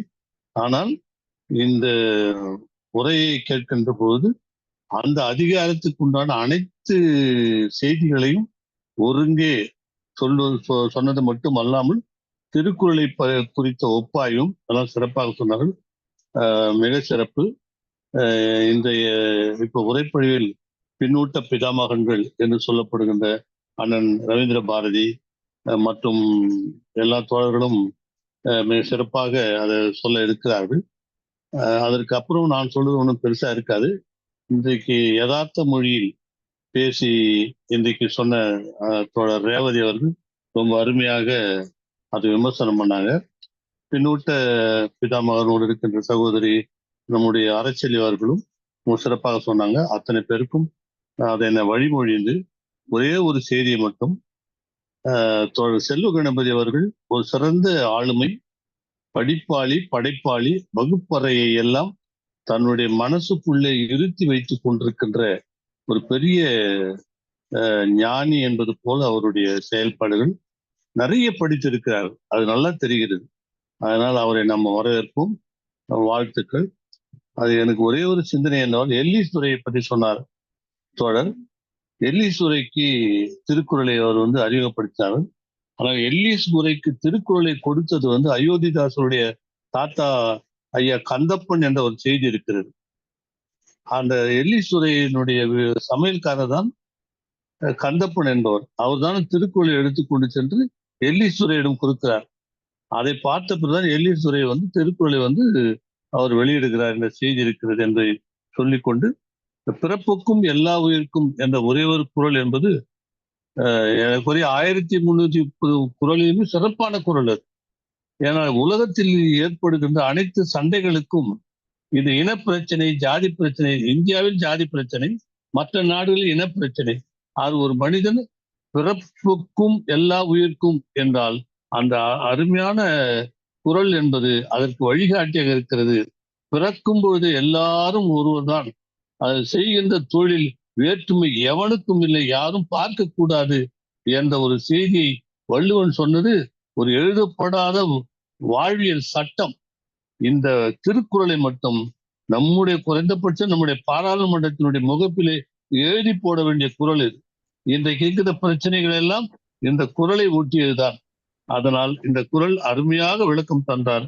அவரை மனமார்ந்த பாராட்டி இந்த வாய்ப்பை நல்கிய தமிழ்நாடு கலை இலக்கிய பண்புகளுக்கு நன்றியை தெரிவித்துக் கொள்கிறேன். நன்றி, வணக்கம். நன்றி தோழமையே. பாலாஜியா ஏதாவது கருத்து சொல்றீங்களா? இல்லைன்னா நான் மறுபடியும் போகணும். ஐயா மிக அருமை. முற்றோதல் செய்த மாணவர் மிக சிறப்பாக செய்தார். செல்வ கணபதி ஐயா தமிழுக்கு கிடைத்த ஒரு செல்வம்.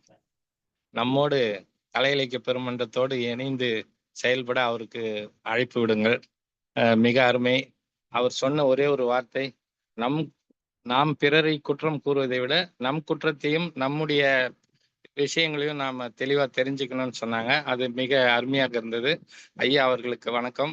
தெளிந்த நீரோடை போல தமிழ் அருமையாக பேசினார். அவருக்கு என்னுடைய வாழ்த்துக்கள். வாய்ப்பு கொடுத்த கலை இலக்கிய பெருமன்றத்துக்கு நன்றி தெரிவித்துக் கொள்கிறேன். கவிஞரே ரவீந்திர பாரதியா பேசலாமா? இப்போ எதுவும் வாய்ப்பு இருக்கா? இல்லைன்னா நாகராஜன் போகலாம். கவிஞரே ரவீந்திர பாரதியா.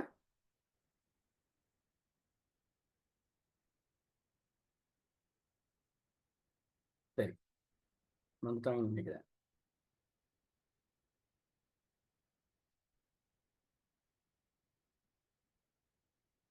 கவிஞரே ஓகே, நன்றி. நிறைவு பின்னூட்டமாக நல்லாசிரியர், தமிழாசிரியர், முனைவர் ஐயா நாகராஜன் ஐயா அவர்கள். மாமன்றத்தை பெருமகிழ்வோடு வணங்குகின்றேன். இணைய பிரச்சனை என்பதொன்று, இணையா பிரச்சனை என்பதொன்று. ஆனால் இணையும் பிரச்சனை என்று சொன்னால் எப்படி தீர்ப்பது? இணையும் இணையாது, இணைந்தக்கால் இணங்காது.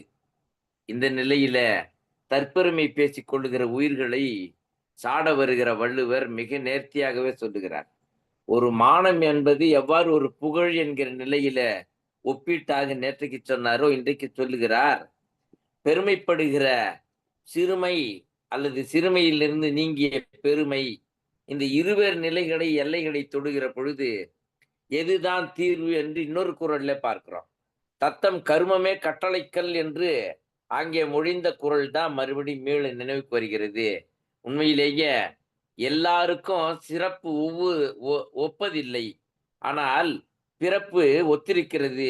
இது புரியாத பொழுது சிறப்பு ஒவ்வாத நிலையில ஒவ்வாமை நம்மிடத்துல வந்து விடுகிறது. ஆனால் ஆச்சரியம், செல்வகணபதி ஐயா, சிவசுப்பிரமணிய ஐயா மேனாள்ல குறிப்பிட்டது போல நான்முகன் எழில் மாயோன் சுந்தர வெங்கடேசன் நான்முகனாக பார்க்கிறேன் என்று சிவசுப்பிரமணிய ஐயா சொன்னாங்க. அதை அந்த நான்முகன் என்பது உண்மையிலேயே செல்வ கணபதியாக வருகிற பொழுது கணபதி என்பதும் நான்முகன் என்கிற பிரம்மா என்கிற நிலையிலேயோ ஒன்றுதான் நன்முகம் காட்டுகிறது.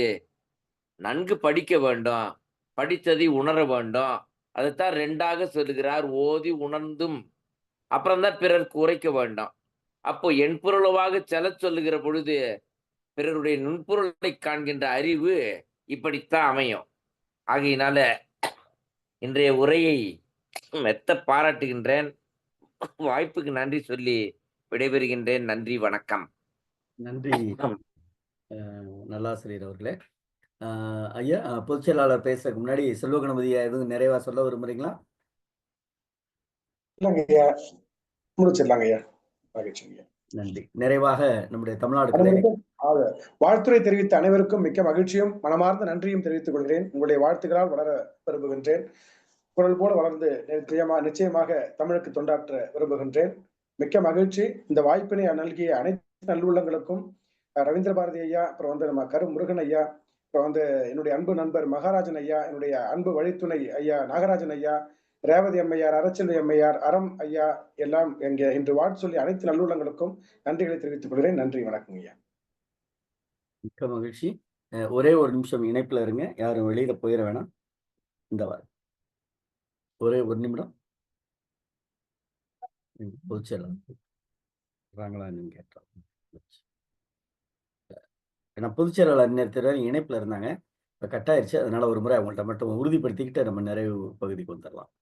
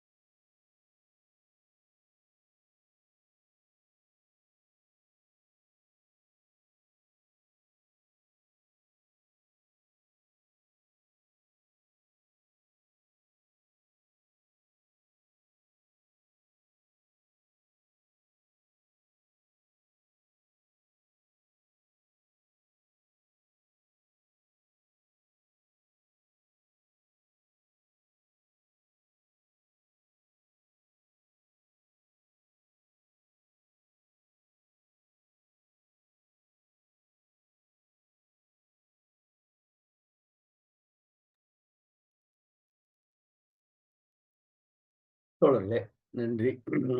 பொதுச்செயலாளர் கூப்பிட்டேன், எடுக்கல. இருந்தாலும் நாளை நிகழ்வுக்கு நம்ம போயிடலாம். நாளை நிகழ்வு சான்றாண்மை. ஐயா பாலசுப்ரமணியன் ஐயா பேசுறாங்க. அண்ணாமலை பல்கலைக்கழகத்தினுடைய பேராசிரியர் பாலசுப்ரமணியன் ஐயா பேசுறாங்க. மாணவர் வழக்கமுள் முற்றுதல் செய்கிறாங்க.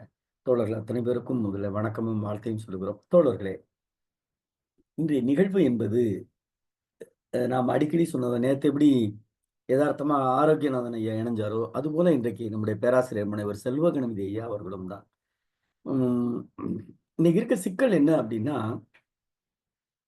இலக்கியம் நல்ல இலக்கியமாக இருந்தாலும் கூட கொண்டு செல்லுபவர்கள், மக்களிடம் கொண்டு செல்லுபவர்கள் அந்த இலக்கியத்தை சிதைத்து விடுகிறார்கள். நாம் அப்படித்தான் பார்க்கிறோம். பாடம் நல்ல பாடமா இருக்கும், நடத்த தெரியாத ஆசிரியர் நடத்தி அந்த பாடத்தோட கருத்தையே சிதைச்சிருவார்.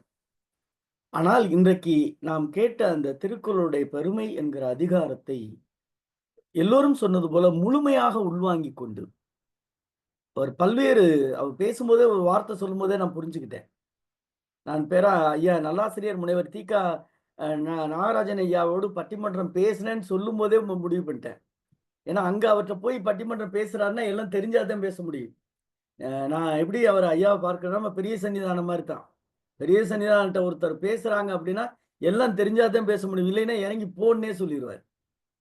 அப்படி இருக்கக்கூடிய நாகராஜன் ஐயாவோடு அவர் பட்டிமன்றம் பேசினார் என்று சொல்லுகின்ற பொழுது அவருடைய புலமை தெரிகிறது, அவருடைய கல்வி ஆற்றல் புலப்படுகிறது. அவர் பேசிய பிறகு மாணவரிடம் அவர் நடந்து கொள்கிற பாடம் நடத்துகிற பாங்கு இந்த அவை அறிந்து அறிந்து அறிந்து வியந்து பாராட்டுகிறது. குறிப்பாக அருமை தம்பி மாணவர் வருண், உண்மையில ரொம்ப மகிழ்ச்சி, ரொம்ப மகிழ்ச்சி. ஏன்னா எனக்கும் நானும் பேசணும்னு ஆசை. நம்ம எப்பவுமே எல்லோரும் இருக்கிற எல்லாருக்குமே தெரியும், 9:15 ஆயிடுச்சுனாவே நான் அடுத்து யாருக்குமே பின்னூட்டம் பேசவே விட மாட்டேன். எல்லாரும் குறிப்பா நாகராஜனியாவுக்கு அத்தனை பேருக்கும் தெரியும். 9:30ன்னா அதுக்கு மேல நிகழ்ச்சி நடத்தினதே கிடையாது. ஆனால் விதிவிலக்காக ஒரு சில நிகழ்ச்சிகள் 9:40 கடந்திருக்கிறது. அதுபோலத்தான் இந்த நிகழ்ச்சியும் காரணம். ஒரு நல்ல தமிழறிஞரை அவருடைய கருத்துக்களை இந்த அவை பதிவு செய்யாமல் போனால் ஏமாற்றம் இந்த அவைக்கு மட்டுமல்ல தமிழ் கூறும் நல்லுலகத்திற்கும் என்பதற்காகத்தான் இந்த நேரத்தை நாம் நீட்டிப்பு செய்வோம். அதற்கு குறிப்பாக செல்வ கணபதி ஐயா எடுத்துக்கொண்ட அந்த முயற்சி, அவர் அவர் நானும் அப்படித்தான். பாடம் நடத்தும் போது தண்ணி குடிக்க மாட்டேன், எங்கேயாவது பேச போனா தண்ணி குடிக்க மாட்டேன். இன்னமும் சொல்ல போனா கோயிலுக்கு சாமி கும்பிட போறேன்னா பச்சை தண்ணி கூட குடிக்க மாட்டேன். போயிட்டு வந்த பிறகு நான் சாப்பிடவே மாட்டேன். கோயிலுக்கு போறேன்னா அது வேறப்பட்ட விஷயம். ஏன்னா இது ஒரு தவம். இன்றைக்கு திருக்குறள் என்கிற தவத்தை முனைவர் செல்வ கணபதி ஐயா நடத்தி இருக்கிறார். உண்மையிலே அண்ணன் சொல்லி இதை தம்பி மனமாற பாராட்டுகிறேன். செல்வ கணபதி சொல்லுவதை முருகன் மனமாற பாராட்டுகிறேன். முருகன் பாராட்டுவது என்பது தமிழனுடைய பாராட்டு, தமிழ் சபையினுடைய பாராட்டு, தமிழ்நாடு கலை இலக்கிய பெருமன்றத்தினுடைய தோழர் ஜீவா, இந்த மன்றம் என்பது தோழர் ஜீவாவால் ஆரம்பிக்கப்பட்டது. ஏழை எளிய மக்களுக்கு இலக்கியம் சேர வேண்டும் என்பதற்காக ஆரம்பிக்கப்பட்ட ஒரு மகத்தான ஒரு பொது உடைமை சிந்தனை கொண்ட ஒரு அமைப்பு. இந்த அமைப்பில் நீங்கள் பேசியிருக்கிறீர்கள் என்றால் நீங்கள் உங்களுடைய கருத்து ஏழைக்கும் சென்றடைய வேண்டும், எளிய மனிதனுக்கும் சென்றடைய வேண்டும்.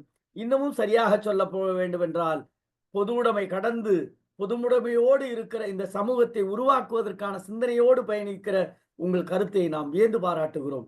குறிப்பாக மயிலத்திலே படித்திருக்கிறீர்கள், மயிலத்தில் பயணித்திருக்கிறீர்கள். என்னுடைய நண்பர்கள் எல்லாம் அங்கே இருக்கிறார்கள். இப்பொழுது கூட துறையிலே பேராசிரியராக இருக்கிறார்கள். நாம் இந்த சபையின் சார்பாக பாராட்டவில்லை, தமிழ் சமூகத்தின் சார்பாக உங்களை பாராட்டுகிறோம். பேராசிரியருக்கு அன்பு வேண்டுகோள், நம்முடைய பாலாஜி ஐயா சொன்ன அதே வேண்டுகோள் தான். எங்களுடைய பேராசிரியர் மதியவாணன் ஐயா நம்முடைய பேராசிரியர் தினமும் இணைகிறாங்க, மகாராஜன் ஐயா இணைகிறாங்க. அது பேராசிரியர் நீங்களும் இணையும். அதுதான் ஏன் அப்படின்னா, நாங்க யாராவது எங்க நாகராஜன் ஐயா அப்படிதான் ஐயா பேசுறதுக்காக தான் வந்துறாங்க. இப்ப நாங்க டெய்லி பேசுறது கேட்கறதுக்காக நாங்க வந்துகிட்டு இருக்கோம். நீங்களும் வர வேண்டும், பின்னூட்டம் சொல்ல வேண்டும். ஏன்னா ஒரு செதுக்குகிற பணியை, ஒரு சிற்பியினுடைய வேலையை நாம் எடுத்திருக்கிறோம். நீங்கள் ஒரு நல்ல சிற்பி என்று தெரிந்த பிறகு சிலைகளை உருவாக்க வேண்டிய பொறுப்பு உங்களிடம் ஒப்படைக்க வேண்டிய கடமையில் நாம் பார்க்கிறோம். அருமை பேராசிரியர் அவர்களே, நீங்கள் தயவு செய்து தயவு செய்து தயவு செய்து இந்த வார்த்தையை பலமுறை உச்சரிப்பதற்கான காரணம், நல்ல மனிதர்களை இந்த சபை தொடர்ந்து கரம் பிடிக்க வேண்டியே நாம் எதிர்பார்க்கிறோம். நீங்கள் தொடர்ந்து இணைய வேண்டும். இந்த இணைப்பில் இன்னமும் நல்ல ஆளுமைகளை நீங்கள் எங்களோடு இணைப்பு செய்யவும் வேண்டும். நாங்க நம்முடைய ஐயா மகாராஜன் ஐயாட்ட, நாகராஜன் ஐயாட்ட நாங்க வைக்கிற வேண்டுகோள்லாம் தான், உங்க மாதிரி ஆட்கள் உங்களுக்கு தெரியும். ஐயா ஒரே நிமிடம், அறிஞர் பெருமக்களை இணைக்க வேண்டிய பொறுப்பு நமக்கு கூடுதலாகவே இருக்கிறது. ஐயா ஒரே ஒரு நிமிடம் மன்னிக்கவும். செல்வ கணபதி ஐயா தொடர்ந்து இந்த நிகழ்வுல கலந்துக்கணும்னு நான் கேட்டுக்கிட்டேன். ஏன்னா வகுப்பறையானாலும் சரி, வகுப்பறையில மாணவர்களோடு மாணவரா இருந்து ஒரு பாடத்தை வந்து எப்படி நடத்துறா பாடல் வழியாக நடத்தக்கூடிய ஒரு சிறப்பு மிக்கவர். அவரு தொடர்ந்தால் மேலும் நிகழ்வு சிறப்பா இருக்கும்னு நான் கேட்டுக்கிறேன். ஐயா கண்டிப்பா இணைங்க, கண்டிப்பா இணைங்க. நான் போன்ல பிடிச்சிருவேன் ஐயா. சரிங்க, கண்டிப்பா கண்டிப்பா கண்டிப்பா. உங்களுக்கு அன்பு தொல்லை இன்னொரு வேண்டுகோள் ஐயா, ஏன்னா அது ரொம்ப முக்கியம். ஏன்னா உங்களுடைய அந்த குரல், காந்த குரல் இருக்கே, அடாடாடா, அதுக்கு நாங்க கட்டுப்பட்டு போயிட்டோம். அப்புறம்ல உரை கேட்கிறது, குரலுக்கே கட்டுப்பட்ட உங்கள் குரலுக்கும் கட்டுப்பட்டோம், நீங்கள் சொன்ன திருக்குறளுக்கும் கட்டுப்பட்டோம். அது பெரிய விஷயம். அந்த அடிப்படையில் ஐயா ஒரு வேண்டுகோள். அவர் நம்ம பெருமன்றத்தில் அனைத்து நிகழ்வுகளுக்கும் கலந்து கொள்ளுமாறு கேட்டுக்கொள்கிறேன். ரசிகர்கள் பெற்றாலும் பெருகிருச்சு. நாகராஜன் ஐயாவுக்கு, மகாராஜன் ஐயாவுக்கு அப்புறம் ரசிகர் பெற்றாலும் பெருகினது நீங்களா தான் இருப்பீங்க. முதல்ல வாழ்த்துக்கள். மிக்க தோழர்கள் அத்தனை பேருக்கும் நன்றி. தோழர்களே, குறிப்பாக வருணுக்கும் செல்வ கணபதி ஐயாவுக்கும் பின்னூட்டத்தால் பெருமை சேர்த்த ஆளுமைகள் அத்தனை பேருக்கும் தமிழ்நாடு கலை இலக்கிய பெருமன்றத்தின் சார்பாக நெஞ்சமேறிந்த வாழ்த்துக்களையும் பாராட்டுகளையும் சொல்லி, தோழர்களை நாளை தினம் 8 மணிக்கு தோழர் ஜீவா அவர்களுடைய கனவுகளின் சிந்தனையான தமிழ்நாடு கலை இலக்கிய பெருமன்றத்தோடு இணைந்து பயணிப்போம். நன்றியும் வாழ்த்துக்களும்.